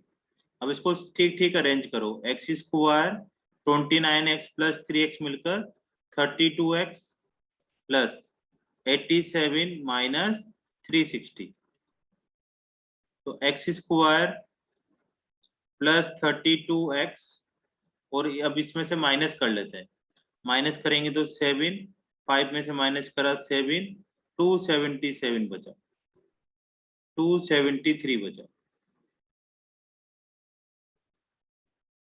अब इसके टुकड़े करने हैं अपने को, तो 273 को ऐसे ही बनाओ, 273 इसको 3 से डिवाइड किया तो 91। ठीक है, अब 91 किससे डिवाइड होता होगा, ये 13 से डिवाइड होता है क्या? 7 से होता है, 7 से डिवाइड होता है 13 टाइम्स बार, है ना, फिर 13 से कट जाएगा ये 1 बार। अब तुम्हें दो ऐसे नंबर लेने हैं जिनका प्लस और माइनस करने पर 32 आए और मल्टीप्लाई करने पर माइनस 273 आए, तो प्लस और माइनस करने पर तो 32 आए और मल्टीप्लाई करने पर 273 आए, तो 3 को 39 के साथ मल्टीप्लाई कर दो तो 39, 3 को 13 के साथ मल्टीप्लाई कर देंगे तो 13 और दूसरा नंबर 7। ये बेटा प्रैक्टिस से आता है, 8th क्लास में जो प्रैक्टिस होती है ना उससे पता लगता है। तो 39x माइनस 7x आ जाएगा, क्योंकि इन दोनों को माइनस करने से 32 हो जाता है। या तुम एक एक बार देख लो तो फिर अगली बार आए क्वेश्चन तो फिर ऐसे कर देना थोड़ा थोड़ा सा। -273 इज इक्वल टू 0। अब अगर इसमें से x कॉमन लेते हैं तो x प्लस 39 आएगा, और इसमें से जरूर माइनस का 7 कॉमन आएगा। मैं बचपन में ऐसे ही करता था, है ना, क्योंकि यहाँ देख लेता था कि अच्छा ये चीज आ रही है, तो फिर यहाँ 1 आता था तो इसमें से जबरदस्ती -7 बाहर निकालता था ताकि यहाँ 1 बच जाए, और x प्लस 39 लिख देता था ताकि थोड़ा प्रैक्टिस हो जाती है, फिर थोड़ा कॉन्फिडेंस हो तो काम भी बनता है। और x minus 7 is equal to 0। तो यहाँ से x की 2 वैल्यू आ गई बेटा, x इज इक्वल टू -39 और x इज इक्वल टू 7। अब -39 हटा देंगे क्योंकि age non negative, age negative में नहीं होती है। तो रोहन की एज आ गई हमारे पास 7, तो उसकी मदर की एज क्या आ जाएगी? मदर एज आ जाएगी हमारे पास 26 प्लस x, 26 प्लस 7, तो कितना हो जाएगा 33 ईयर्स की हो जाएगी जब वो 7 साल का होगा।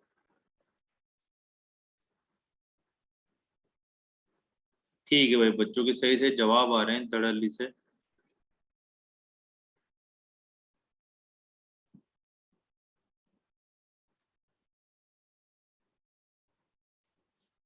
करते जाओ भाई, जिसको समझ में नहीं आया वो पूछ लो कि सर यहाँ से दोबारा सिखा दो, मजा आ जाएगा जीवन।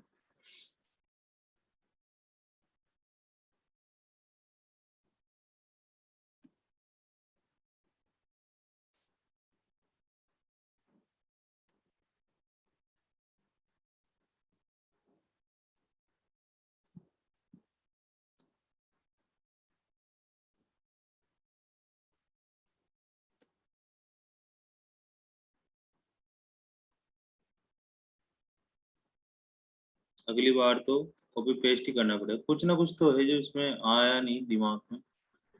हो जा भाई, हो जा।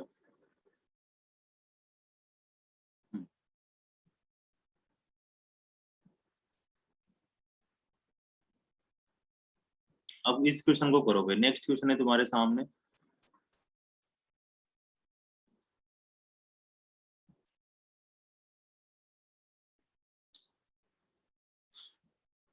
One train travel at distance of 480 kilometre of speed.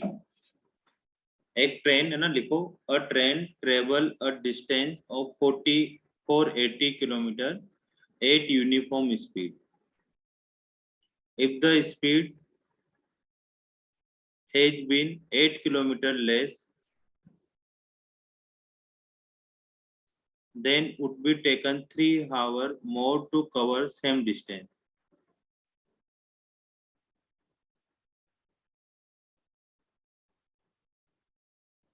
एक ट्रेन है, उसकी स्पीड क्या है, देखो उसको कितने डिस्टेंस तक जाना है, 480 किलोमीटर जाना है, एक सिंपल यूनिफॉर्म स्पीड से, यू स्पीड से उसको जाना है। अगर उसकी स्पीड में 8 किलोमीटर पर आवर से कम कर दिया जाए, उसकी स्पीड 8 किलोमीटर कम कर दे, तो टाइम तो ज्यादा लगेगा ही सही, ठीक है ना। तो उसी सेम डिस्टेंस को कवर करने में कितना टाइम लगता है, उसको 3 आवर लगता है। तो हमें क्या करना है, ट्रेन की स्पीड पता करनी है, ठीक है। ट्रेन की यूनिफॉर्म स्पीड होती है u, ठीक है। कोई से भी लेट कर सकते हो, x लेट कर लो, है ना, x लेट करना चाहो तो x लेट कर लो, जो तुम्हारी मर्जी पड़े हो। तो लेट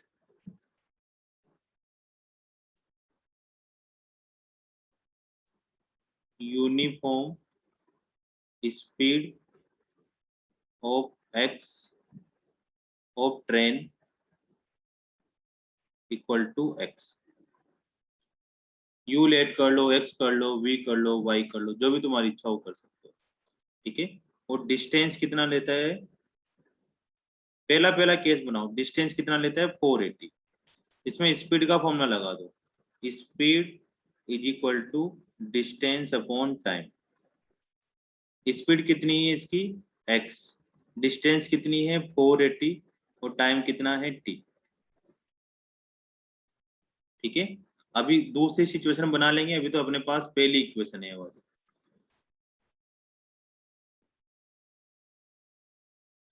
है ना। इसमें अगर कुछ छेड़छाड़ करने होगी तो अभी देख लेंगे। अब सेकेंड सिचुएशन में चलते हैं। सेकेंड सिचुएशन में क्या बोलते हैं सलीना जी हो कि सर इसकी स्पीड कम कर दो आप ट्रेन की, ठीक है। किसान आंदोलन चलने स्टार्ट हो गया तो ट्रेन की धीरे धीरे निकलती, कहीं पर भी उतर सकते हो, ठीक है ना, 8 किलोमीटर स्पीड से कम हो जाती है। तो स्पीड कितनी हो जाएगी सेकंड सिचुएशन में अपने पास, पहले x थी, अब कितनी होगी x माइनस 8। डिस्टेंस कितनी हो जाएगी सेकंड सिचुएशन में, डिस्टेंस तो वही रहेगी अभी भी, 480 जाना है उसको, तो 480 किलोमीटर लिख देंगे। टाइम कितना लगेगा, पहले टाइम कितना लग रहा था t, पहले टाइम t लग रहा था, अब टाइम कितना लगेगा, क्या t माइनस 3 3 घंटे कम लगेंगे या 3 घंटे ज्यादा लगेंगे, 3 आवर ज्यादा लगेंगे, t प्लस 3, है ना, कि हमने स्पीड कम करी तो टाइम बढ़ना ही बढ़ना था। तो वापिस अब इसमें स्पीड का फॉर्मूला लगा दो, speed is equal to distance upon time. Speed x minus 8, distance हमारे पास 480 is equal to t plus 3। ठीक है, अब इन दोनों को आपस में मल्टीप्लाई कर लो, तो यहां से बेटा ये आ जाएगा x minus 8 into T plus 3 is equal to 480। अब तुम्हें क्या करना है, इस फर्स्ट को यहां से t की वैल्यू निकालनी है और इसमें पुट करना है। यहां से t इज इक्वल टू कितना आएगा फर्स्ट से, देखो x is equal to 480 divide x। हाँ, तो यहाँ से t इज इक्वल टू हो जाएगा अपने पास 480 डिवाइडेड बाई x। ये भी इक्वेशन थर्ड ही है, या फिर फर्स्ट ही लिख लो इसको भी। 480 बाई t है, तो इन दोनों को इंटरचेंज कर सकते हैं अपन आराम से, या पहले x t मल्टीप्लाई कर लो फिर x को भी डिवाइड कर दो। ऐसा समझ में नहीं आया तो मेरे को बता दो, मैं आराम से सिखा दूंगा। फिर put value of t in second equation, second equation में t की वैल्यू पुट करनी है और फिर मौज करना है। x माइनस 8 t की जगह क्या पुट करना है, 480 बाई x प्लस का 3 is equal to 480।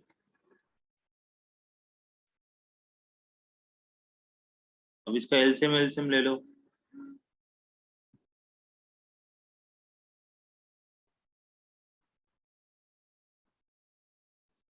Sir 40 kilometre पर आ रहेगा। निकाल दी speed. Yes sir. Modi ji blue train लाने के लिए कह रहे हैं, अब पिछले 10 सालों में तो आई नहीं। वो तो पता ही नहीं क्या लाने को कह रहा। ये आ गए वही पॉलिटिक्स वाले लोग आ गए अब, है ना। 3x आएगा यहाँ पर, 480 plus 3x is equal to 480x। ये नीचे वाला x इधर चला जाएगा, है ना। तुम तैयारी कर लो, तुम्हारे एग्जाम कैंसिल ना होने वाले, सबके कैंसिल हो रहे हैं। x को अब इन दोनों नंबरों से मल्टीप्लाई करना है, 480 प्लस 3x माइनस 8 को भी इन दोनों नंबरों से मल्टीप्लाई करना है, 480 plus 3x is equal to 480x। x को अंदर मल्टीप्लाई कर दो, 480x plus 3x square minus इसको मल्टीप्लाई करेंगे तो 0, 64 का 4 आ जाएगा, 32 plus 6 38 minus 24x is equal to 480x। अब 480x से 480x कैंसिल हो गया, अब हमारे पास आ गया 3x square minus 24x minus 3840 is equal to 0। अब सबसे पहले देखो कि क्या x3 कॉमन आ रहा है, इसमें से 3 कॉमन आ रहा हो तो बहुत बढ़िया बात है, नहीं आ रहा हो तो फिर नहीं लेना। तो 3 कॉमन कैसे आएगा, देखो 3 कॉमन तब आएगा, यहाँ से तो निकल जाएगा, है ना। कुछ कुछ बच्चे जोड़ लगाओगे तो यहाँ से भी निकाल दोगे, क्योंकि 24 में से 3 कॉमन निकाल लेंगे तो 8 आ जाएगा। अब 3840 में से कैसे करें, तो 3840 को अगर 3 से डिवाइड करते हैं तो ये कितना आएगा, 1 2 फिर 2 नहीं 1 2 8 1280 आया। मतलब इसमें 3 से पूरी बार डिवाइड हो रहा है।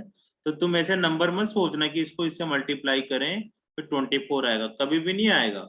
सबसे पहला रूल ही यही होता है कि कॉमन निकालना होता है क्वाड्रेटिक इक्वेशन में से, उसके बाद मिडिल टर्म स्प्लिटिंग करनी होती है। अगर कुछ कॉमन आ रहा होगा तो मिडिल टर्म स्प्लिटिंग होगी नहीं तुम्हारी कभी भी। तो सबसे पहले कॉमन निकालना होता है। अगर कुछ कॉमन आ रहा है तो कभी भी मिडिल टर्म स्प्लिटिंग नहीं होगी, इस बात का ध्यान रखें। 1280। अब G3 को 0 में ले जाएंगे भाई हर्ष कुमार, तो फिर x square minus 8x 80 is equal to 0। ठीक है हिमांशु, अब इसका फैक्टराइजेशन करने हैं अपने को फिर। तो फैक्टराइजेशन के लिए हो जाओ तैयार इस तरह से। 1280, 2 को डिवाइड किया तो 640, फिर 2 से डिवाइड किया तो 320, लंबी चलेगी कहानी है ना। 2 से डिवाइड किया 160, फिर 2 से डिवाइड किया 80, फिर 2 से डिवाइड किया 40, फिर 2 से करा 20, फिर 2 से करा 10, फिर 10 को 2 से करा 5, फिर 5 को इससे करा तो 1। अब तुम्हें 2 नंबर ऐसे सोचने हैं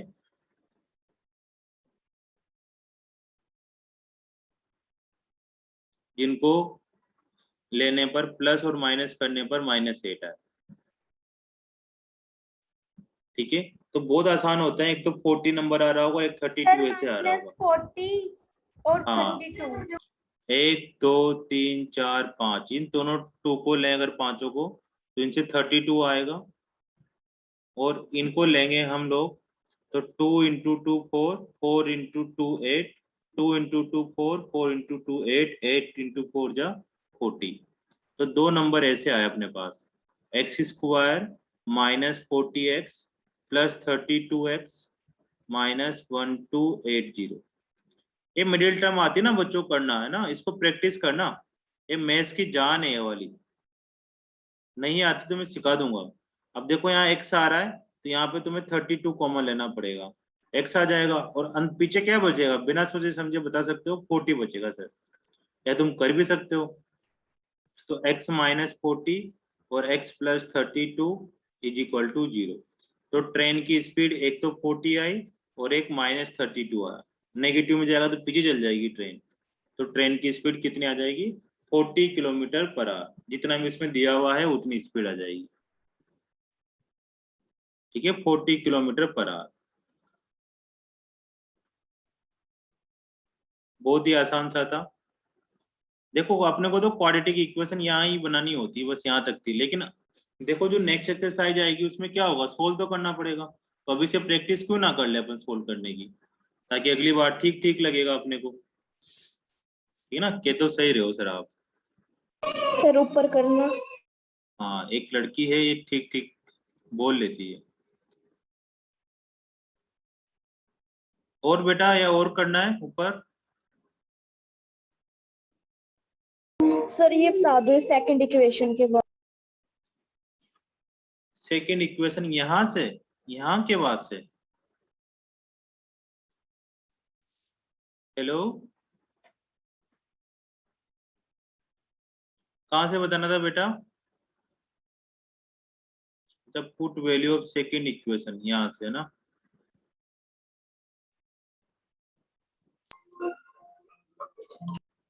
इन दोनों को इंटरचेंज कर दिया, ये पहली वाली इक्वेशन से लेके आए थे। 480/t। सर बोलो। सर हमने ना यहाँ पे जैसे t की वैल्यू दूसरी निकाल ली, सर हम यहाँ पे x की वैल्यू जो हमने निकाली थी उसको भी पुट कर सकते थे। हाँ कर सकते हो, t की वैल्यू निकाल कर x की वैल्यू पुट कर सकते हो। लेकिन फिर t की निकालो फिर x की निकालो, है ना, तो डायरेक्ट अपन x की क्यों ना निकाल लें, इसलिए मैंने ऐसे करा। तुम t की भी निकाल के सोल्व कर सकते हो, कोई दिक्कत नहीं है, कोई मना नहीं करेगा।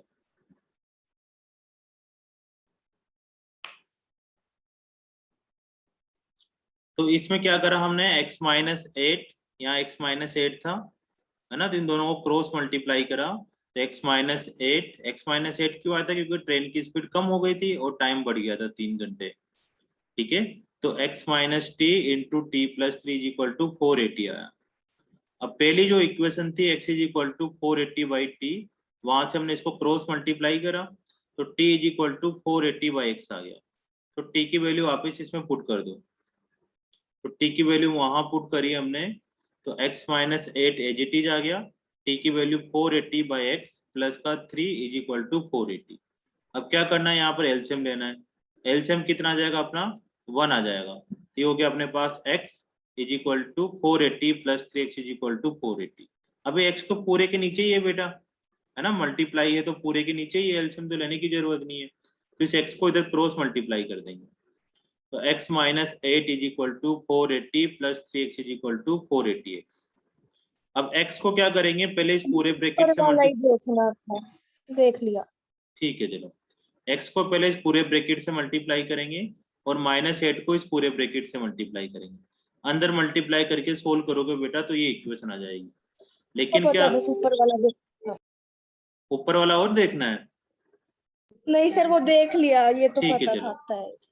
अब इसमें ध्यान रखें कि मैं जो पढ़ता था 10th क्लास में तो इसके फैक्टराइजेशन करने लग जाता था और होते नहीं थे। उसका क्या कारण था कि ये नहीं पता था कि हमें क्या करना है, सबसे पहले कॉमन लेना होता है अगर कॉमन आ रहा हो तो, सबसे पहली कंडीशन यही है।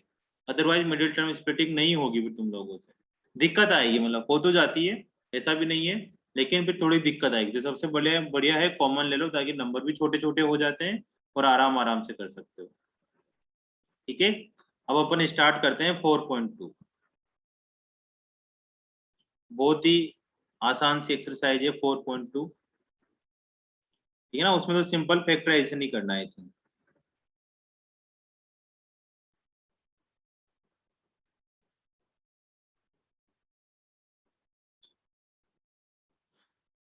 लिखो, पहला क्वेश्चन लिखो, find the roots of quadratic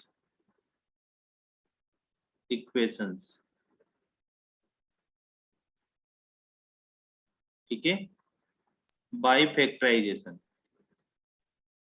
bye factorisation. Factorisation के बाद हमें रूट्स पता करना है।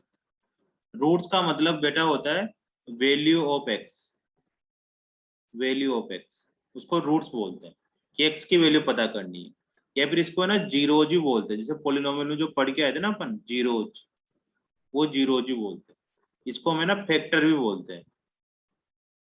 इतने सारे नाम है इसके, एक्स की वैल्यू भी बोलते हैं, जीरोज भी बोलते हैं और फैक्टर भी बोलते हैं। तो हमें ये पता करने हैं फैक्टराइजेशन के थ्रू, है ना। और पहला क्वेश्चन है तुम्हारे सामने, बहुत ही आसान सा, x square -3x -10 is equal to 0। इसमें तुम्हें x की वैल्यू पता करनी है, सिंपल मिडिल टर्म स्प्लिटिंग करके। फैक्टराइजेशन का मतलब मिडिल टर्म स्प्लिटिंग करना है। करो देखे सारे बच्चे।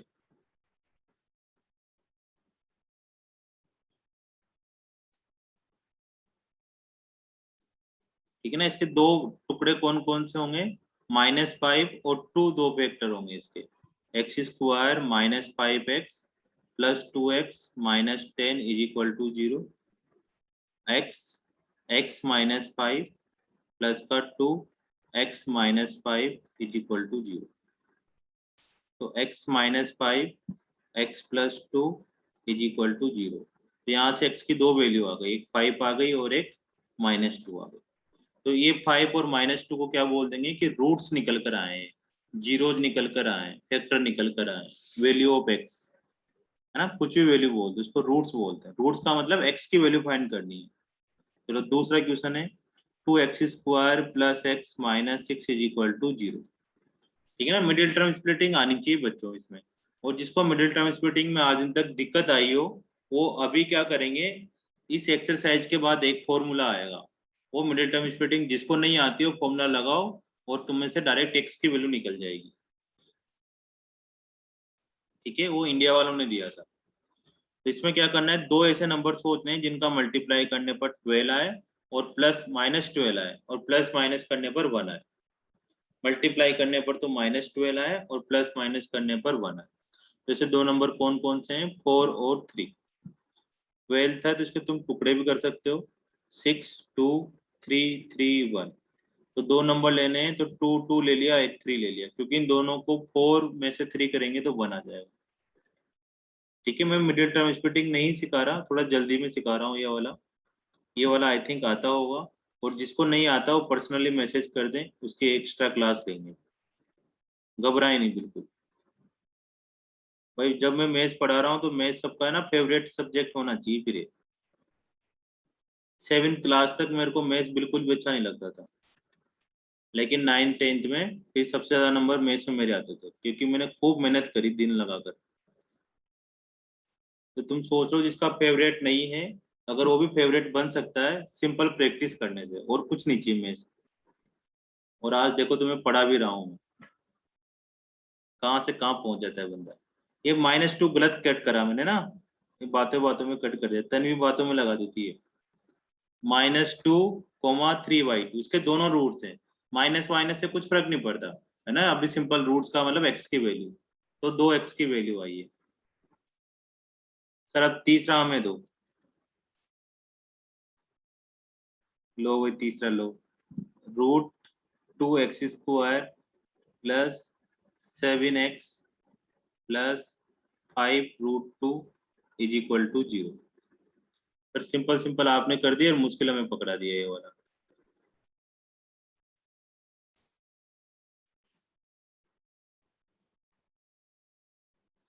अब इसमें क्या करना है बेटा, दो ऐसे नंबर ढूंढने जिससे इन दोनों का मल्टीप्लाई करने पर ये नंबर आए और प्लस माइनस करने पर 7 आए। तो 5√2 इंटू √2 कितना होगा, तो √2 को √2 से मल्टीप्लाई कर लेंगे, आगे 1 लिख देंगे, तो 5 को तो 1 से करा तो 5, और √2 को √2 से करा मतलब 2 आया, ये 10 ना आया। 5√2 को √2 से मल्टीप्लाई करेंगे तो √2 इंटू √2 2 हो जाएगा, और 5 इंटू 2 10 हो जाएगा।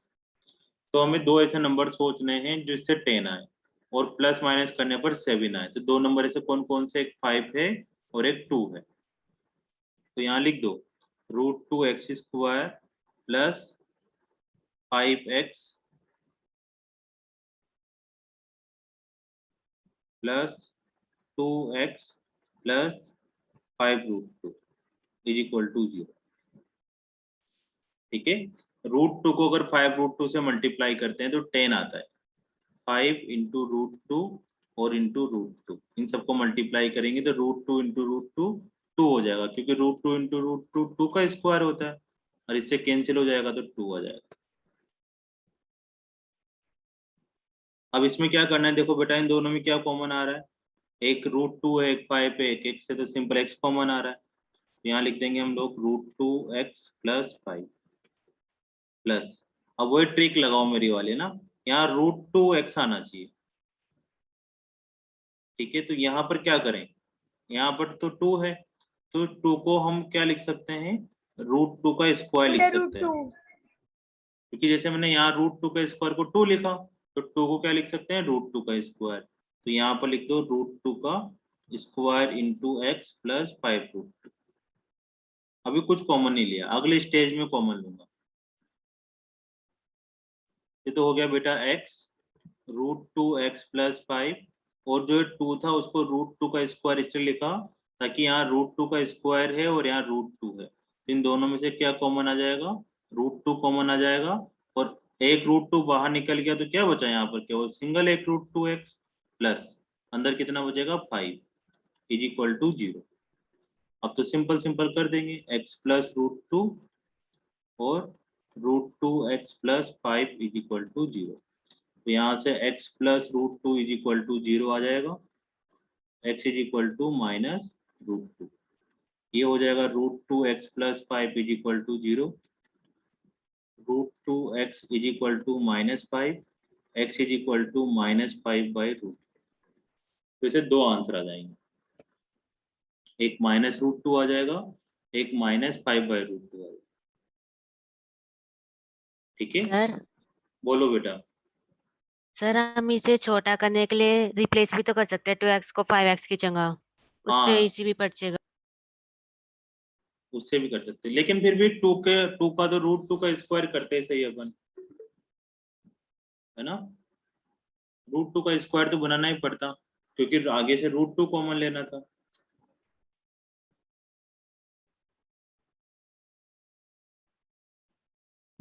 है ना, √2 को 5√2 से मल्टीप्लाई करा तो 10 आ गया। अब दो ऐसे नंबर सोचने हैं जिनको मल्टीप्लाई करने पर तो 10 आए और प्लस माइनस करने पर 7 आए। तो ऐसे दो नंबर हमने सोचे 5 और 2। अब इसमें तो सिंपल x कॉमन आ रहा था, तो x कॉमन लेके लिख दिया √2x प्लस 5। लेकिन यहाँ से थोड़ा थोड़ा सा दिक्कत है, धीरे धीरे तुम बड़े होते जाओगे ना, तब जल्दी जल्दी चीजें हो जाएगी, क्योंकि 2 और √2 में क्या कॉमन आएगा, √2 कॉमन आएगा। लेकिन ये कैसे पता लगेगा, क्योंकि 2 क्या होता है, √2 का स्क्वायर होता है, ठीक है। अब √2 के स्क्वायर और √2 में से क्या कॉमन आ जाएगा, एक सिंपल √2 कॉमन आ जाएगा, तो अंदर यहाँ 2 था तो एक बच जाएगा, एक √2 x बच जाएगा प्लस का 5।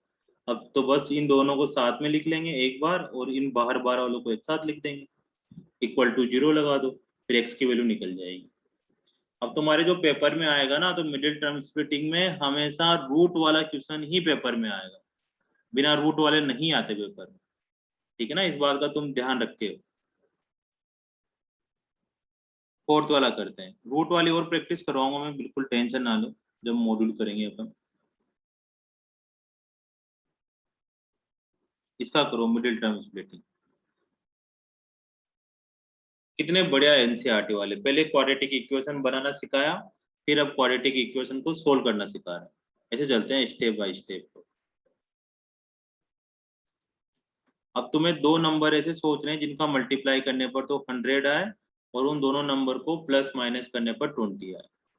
तो ऐसे 2 नंबर है 25 और 5, हाँ नहीं तो 125 हो गए। ऐसे 2 सर नंबर 10 है and 10 10 and 10,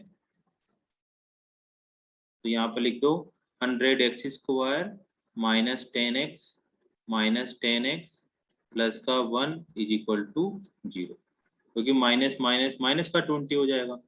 अब आगे से तो 10x कॉमन ले लिया, तो अंदर बच जाएगा 10x माइनस का 1। इन दोनों में क्या कॉमन आ रहा है, 100 और 10 में से तो 10 कॉमन आ जाएगा, x² और x में से x कॉमन आ जाएगा, तो यहाँ से 10x कॉमन लिया तो 10x बच जाएगा, अंदर 1।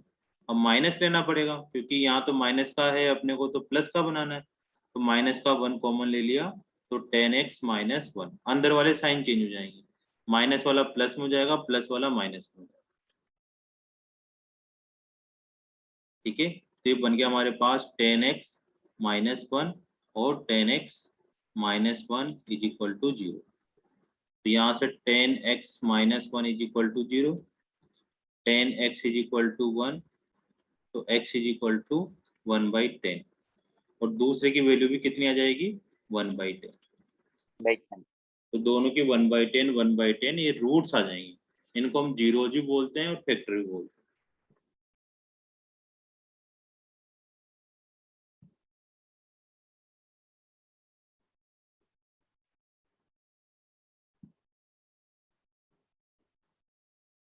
ठीक है, क्वेश्चन नंबर जो सेकंड है, आ गया ना बेटा, इस समझ में। अब सेकंड उन्होंने बोल रखा है कि एग्जांपल सोल्व करो, तो एग्जांपल सोल्व नहीं करेंगे अपन, स्किप करके थर्ड वाला क्वेश्चन करते हैं।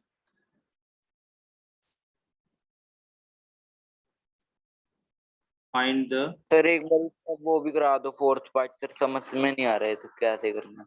ये फोर्थ वाला पार्ट, यस सर 1/8 हो गया ना, 1/8 आ गया ना आखिरी में सर, इसीलिए कहाँ आ समझ रहा, में नहीं आ रहा। सर ये वाला दूसरा है सर, वो दूसरा पार्ट है फोर्थ, आपने इसमें फोर्थ लिख दिया, ये जबकि फिफ्थ है। अच्छा ऐसे हो गया क्या,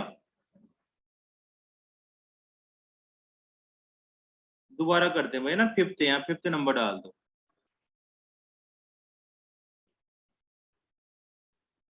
अब फोर्थ वाला करते हैं, बहुत आसान था है ना, आ जाओ इधर आ जाओ, मैंने क्या फिफ्थ वाला कर दिया।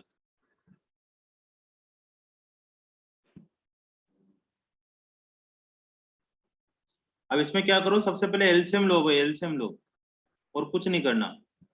एलसीएम कितना आएगा इसका, 8, तो कितना हो जाएगा ये, 16x² minus 8x plus 1 is equal to 0, ठीक है। अब इस 8 को क्रॉस मल्टीप्लाई कर दो इधर, तो कितना हो गया, 16x² minus 8x plus 1 is equal to 0। अब इसके दो ऐसे नंबर सोचने तुम्हें जिनका मल्टीप्लाई करने पर 16 इंटू 1 मतलब 16 आ जाए, और उन दोनों नंबरों को प्लस या माइनस करने पर -8 आ जाए। तो ऐसे दो नंबर कौन कौन से अपने पास, सर 4 और हाँ एक नंबर है -4 और दूसरा नंबर भी है -4, है ना। तो यहाँ लिख देंगे 16x² -4x plus 1 is equal to 0। अब इसमें से क्या कॉमन ले लेंगे अपन, 4x कॉमन आ रहा है तो अंदर बचेगा 4x माइनस का 1, इसमें से -1 कॉमन लिया तो 4x minus 1 is equal to 0। तो 4x minus 1 is equal to 0। तो यहाँ से x की वैल्यू निकालोगे तो 1/4 और 1/4 दो वैल्यू आ जाएगी।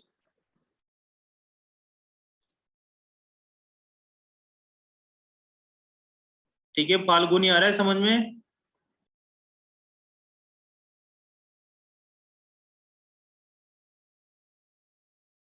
द्राक्षी बेटा समझ में आ रहा है? Yes sir. केशव समझ में आ रहा है भाई, पढ़ रहे हो? सर जिसमें जो अंडर रूट वाले क्वेश्चंस होते हैं वो समझ में नहीं आते। उसके बेटा ना 3-4 बार तुम प्रैक्टिस करोगे ना, मतलब 5-6 क्वेश्चन करोगे तो अपने आप आ जाएंगे। एक बार अपना थोड़ा सा हो जाए कवर, फिर वापस खूब सारे क्वेश्चन करूंगा, क्योंकि मेरे को पता है रूट वाले ही क्वेश्चन आते हैं और वही बच्चों को मुश्किल होती है। उसमें क्या करना है, तुम्हें रूट के बारे में सोचना है, थोड़ा सा रूट की प्रैक्टिस करनी है और कुछ नहीं होता। फिर √2 इंटू √2 कितना होता है, √2 इंटू √3 क्या होता है, ये चीजें आनी चाहिए बस, और कुछ भी नहीं है चीजें। रूट में से कैसे कॉमन लेते हैं, तो अपन 10-12 क्वेश्चन करेंगे तो परफेक्ट हो जाओगे। बिल्कुल दिक्कत ना करो, तुम विद्या मंदिर में आए हो, अब तुम्हारी जान हमारे हाथों में। मैं प्रैक्टिस करवाऊंगा, बिल्कुल कोई दिक्कत नहीं है। बस ये तो 1 बाय 1 तुम्हारे नोट्स बनते जाएं, इसलिए ये सब चीजें लिख रहा हूं मैं ना। चलो अब सेकंड क्वेश्चन है, ठीक है ना, हो गया ना, 5th तक हो गया। अब सेकंड क्वेश्चन एग्जांपल है तो उसको छोड़ रहे हैं अपन और थर्ड क्वेश्चन कर रहे हैं डायरेक्ट। ठीक है, तो थर्ड क्वेश्चन लिखो, find the value of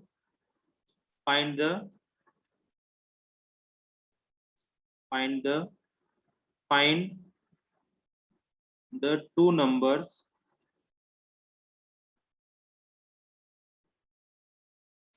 whose sum।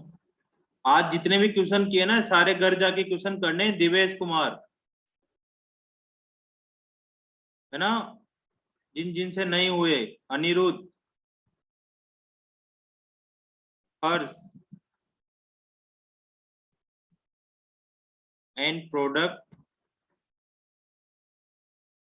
Is 182। Find the two numbers, दो ऐसे नंबर ढूंढने जिनका सम 27 आता हो और प्रोडक्ट 182 आता हो। पारस हो रहा है ना, समझ में आ रहा है तुम्हें? अब देखो तुम्हारे स्कूलों से तुम कैसे आगे चलाते हैं, तुम्हें धीरे धीरे करके, बस ये महीना दे दो मेरे को, जून सभी बच्चे अपने अपने स्कूल से आगे चलने वाले हो तुम लोग। देखो दो नंबर ढूंढने हैं तुम्हें जिनका सम 27 आए, तो लेट कर लो दोनों number. Let one number is x and other number y। इन दोनों नंबर का सम कर देते हैं, x plus y is equal to कितना है 27, और इन दोनों नंबर का product x y is equal to 182। देखो बेटा यहाँ 2 डिजिट नंबर बोलते, अगर 2 डिजिट नंबर बोलते तो हमें ऐसे लेता 10x प्लस वाई, और रिवर्स नंबर बोलते तो 10y प्लस x रहता। लेकिन यार डिजिट विजिट कुछ नहीं बोला, तो फिर सिंपल एक x लेट कर लिया, एक y लेट कर लिया, दोनों का सम 27 और दोनों का प्रोडक्ट 182। अब यहाँ पर किसी की वैल्यू किसी में पुट कर दो, जैसे y इज इक्वल टू क्या पुट कर सकते हैं अपन, 27 माइनस x, 27 माइनस x, ये वैल्यू इसमें पुट कर दो y की जगह पर। तो x y की जगह पुट कर दिया, 27 minus x is equal to 182। अब इस क्वेश्चनों की प्रैक्टिस करोगे ना तो तुम्हें फैक्टराइजेशन भी बढ़िया से हो जाएगा तुम्हारा। 27x minus x square is equal to 182। ठीक है, अब एक्स स्क्वायर को उधर ले चलते हैं, तो x square minus 27x plus 182 is equal to 0। अब तुम्हें 182 के फैक्टर करने हैं, 182 के, तो सबसे बढ़िया काम तो 2 से डिवाइड किया तो 91 अभी डिवाइड किया था 7 से किसी बच्चे ने, तो 1 21 13 13 और 1। अब तुम्हें दो नंबर ऐसे ढूंढने हैं जिनका सम 27 होता हो, तो एक तो 2 और 7 ले लेंगे, ताकि इन दोनों का मल्टीप्लाई 14 आ जाए और एक नंबर 13 ले लेंगे।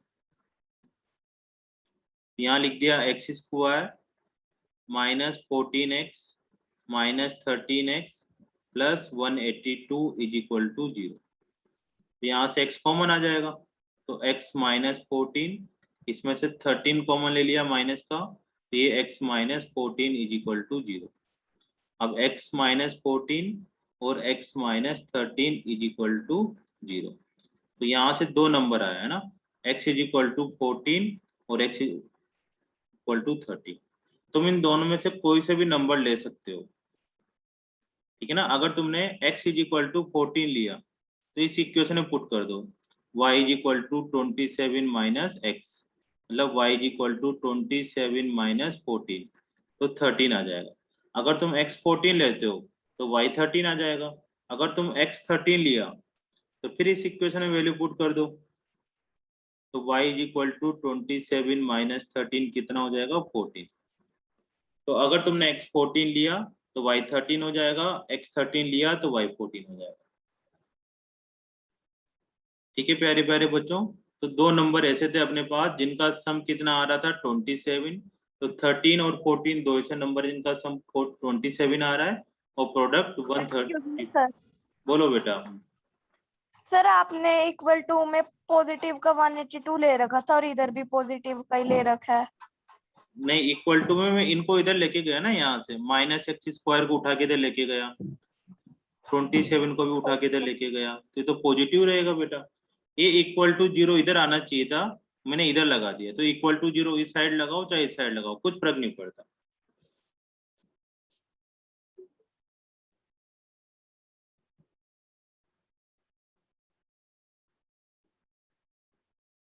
कर लो, धीरे धीरे करो।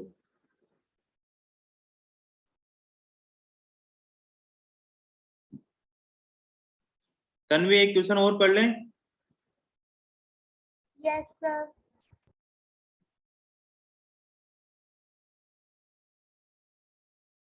लिखो नेक्स्ट क्वेश्चन, लिखो 4th नंबर का।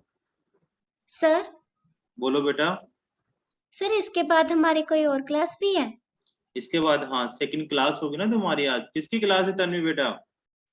केमिस्ट्री की है सर। केमिस्ट्री की है या फिर उसकी इंग्लिश की है?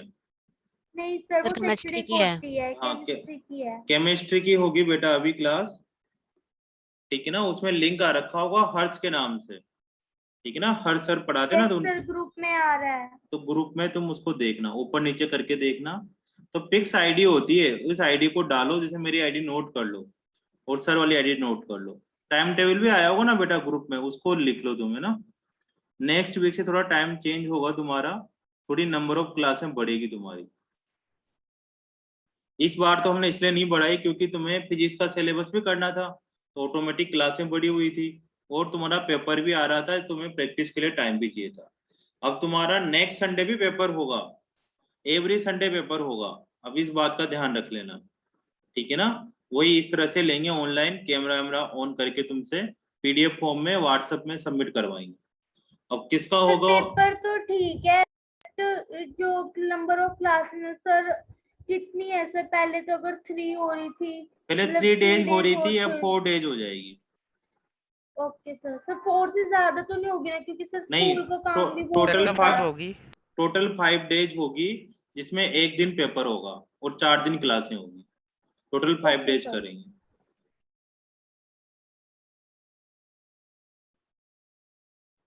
कब कब होगी बेटा? अभी जिस दिन है उस दिन तो है ही सही, एक दिन किसी एक दिन एक्स्ट्रा बढ़ा देंगे बस।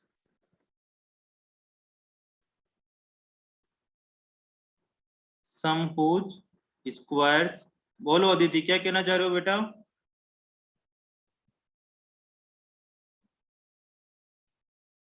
सर उसमें मैथ की क्लास भी होगी सर, आप मैथ की क्लास कब करवाओगे? मेट की देखो, अगर चीजें धीरे धीरे ठीक होगी बेटा, है ना। जैसे भाई अपन इक्वल आ जाए, 4 अपने चैप्टर हो जाए, है ना। जैसे अभी 2 तो चैप्टर कंप्लीट हुए हैं मेंस में, तो 2 चैप्टर या 3-4 चैप्टर कंप्लीट हो जाएंगे ना, तो मिस हो जाएगा, सेटिस्फाई हो गया, है ना। थोड़ा एनटीएससी का पढ़ा दिया तो उसके साथ साथ मेट भी करवाते जाएंगे। अब तुमसे ना बिल्कुल अगर एक्स्ट्रा वाई मेरी क्या ना खूब सारी एक्स्ट्रा क्लासें लग रही है अभी, क्योंकि है ना सब में सिलेबस पीछे हो गया था मेरा, है ना। केवल तुम्हारा ही एक ऐसा है क्लास जिसमें मेरा सिलेबस पूरा कंप्लीट हुआ है पेपर का, अदरवाइज किसी भी में पूरा नहीं हुआ। तो उनकी वजह से क्या करना पड़ रहा है मेरे को, हर दिन 3-3 4-4 क्लासें लगानी पड़ रही है, इसलिए एक्स्ट्रा क्लास लेने का अभी टाइम नहीं है इस वीक। फिर नेक्स्ट वीक से तो तुम जो कहोगे वही करा जाएगा, बिल्कुल टेंशन ना करो।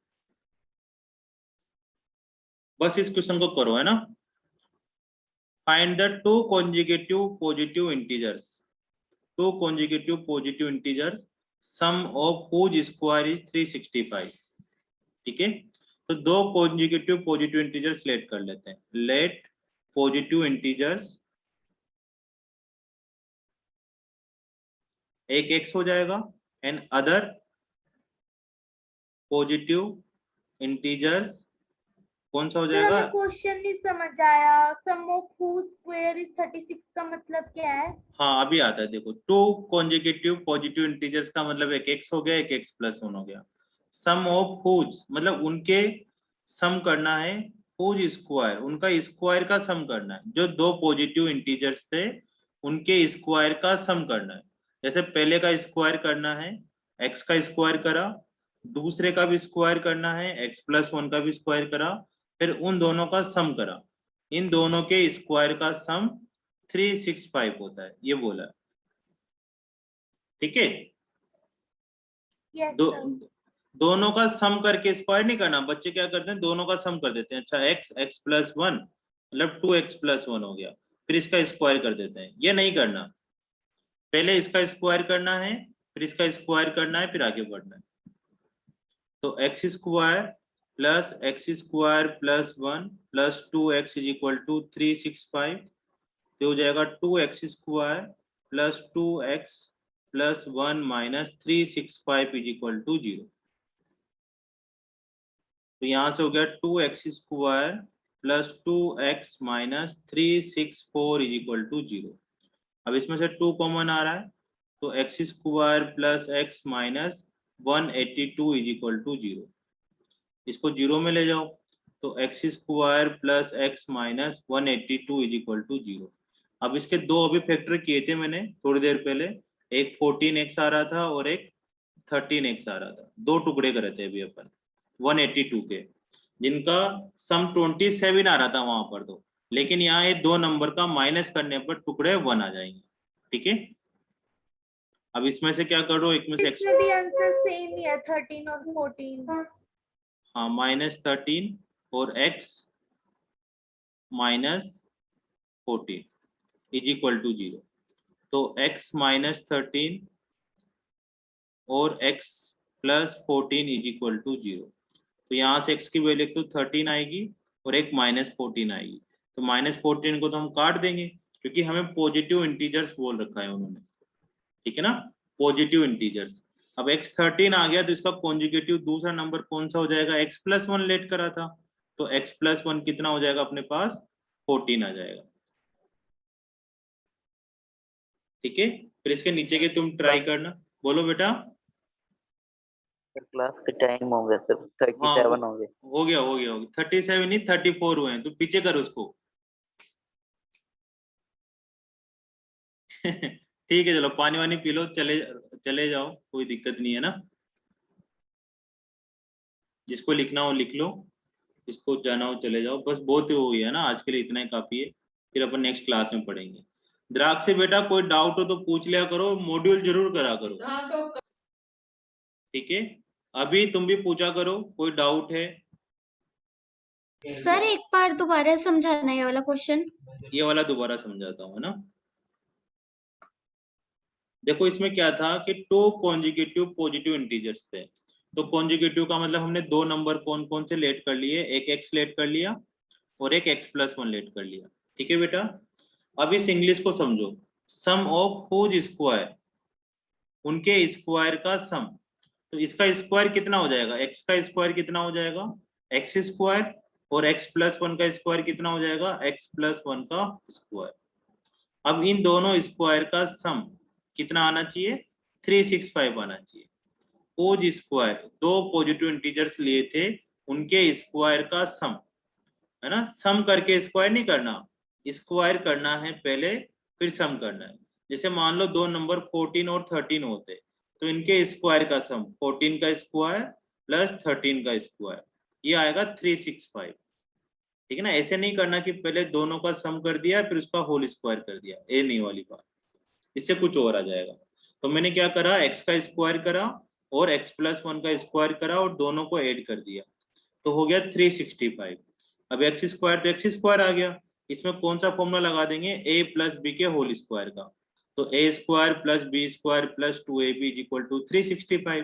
फिर उसके बाद तो सिंपल सिंपल सोल्व करते गए, x square 2x square 2x 1 में से 365 माइनस करा। फिर मैंने बताया था कि कॉमन आना तो सबसे पहले कॉमन लेना है, उसको जीरो में डाल दो, तो ये दो चीजें आई। अब इसका फैक्टर करना है तुम्हें, तो 182 के दो नंबर है ना 14 और 13 आएगा, वैसे बनाकर कर लो 182 टाइप्स। ठीक है, तो उन दोनों का माइनस करने पर ये आया। फिर इसमें से x की वैल्यू कॉमन ले लो तो x प्लस 14 और पीछे से माइनस 13 कॉमन ले लो तो x प्लस 14, तो x की वैल्यू 13 और माइनस 14 आया, लेकिन उन्होंने पॉजिटिव इंटीजर्स बोला था इसलिए माइनस 14 को कैंसिल कर दिया, तो एक नंबर 13 आ गया और दूसरा नंबर x प्लस 1 था तो 14 आ जाएगा। ठीक है द्राक्षी, यस सर। पूछ लो कोई भी दिक्कत हो, पारस प्रियांशु। अलग से भी तुम मैसेज कर दिया करो कि सर ये वाला नहीं समझ में आया था, दोबारा सिखा दो, तो मैं जरूर सिखाऊंगा बिल्कुल, है ना। अपने ही बच्चे हो, बिल्कुल टेंशन नहीं करना। ठीक है चलो मिलते हैं, है ना, नेक्स्ट क्लास में। खुद से ट्राई करना सभी क्वेश्चनों को एक बार और प्रैक्टिस करना।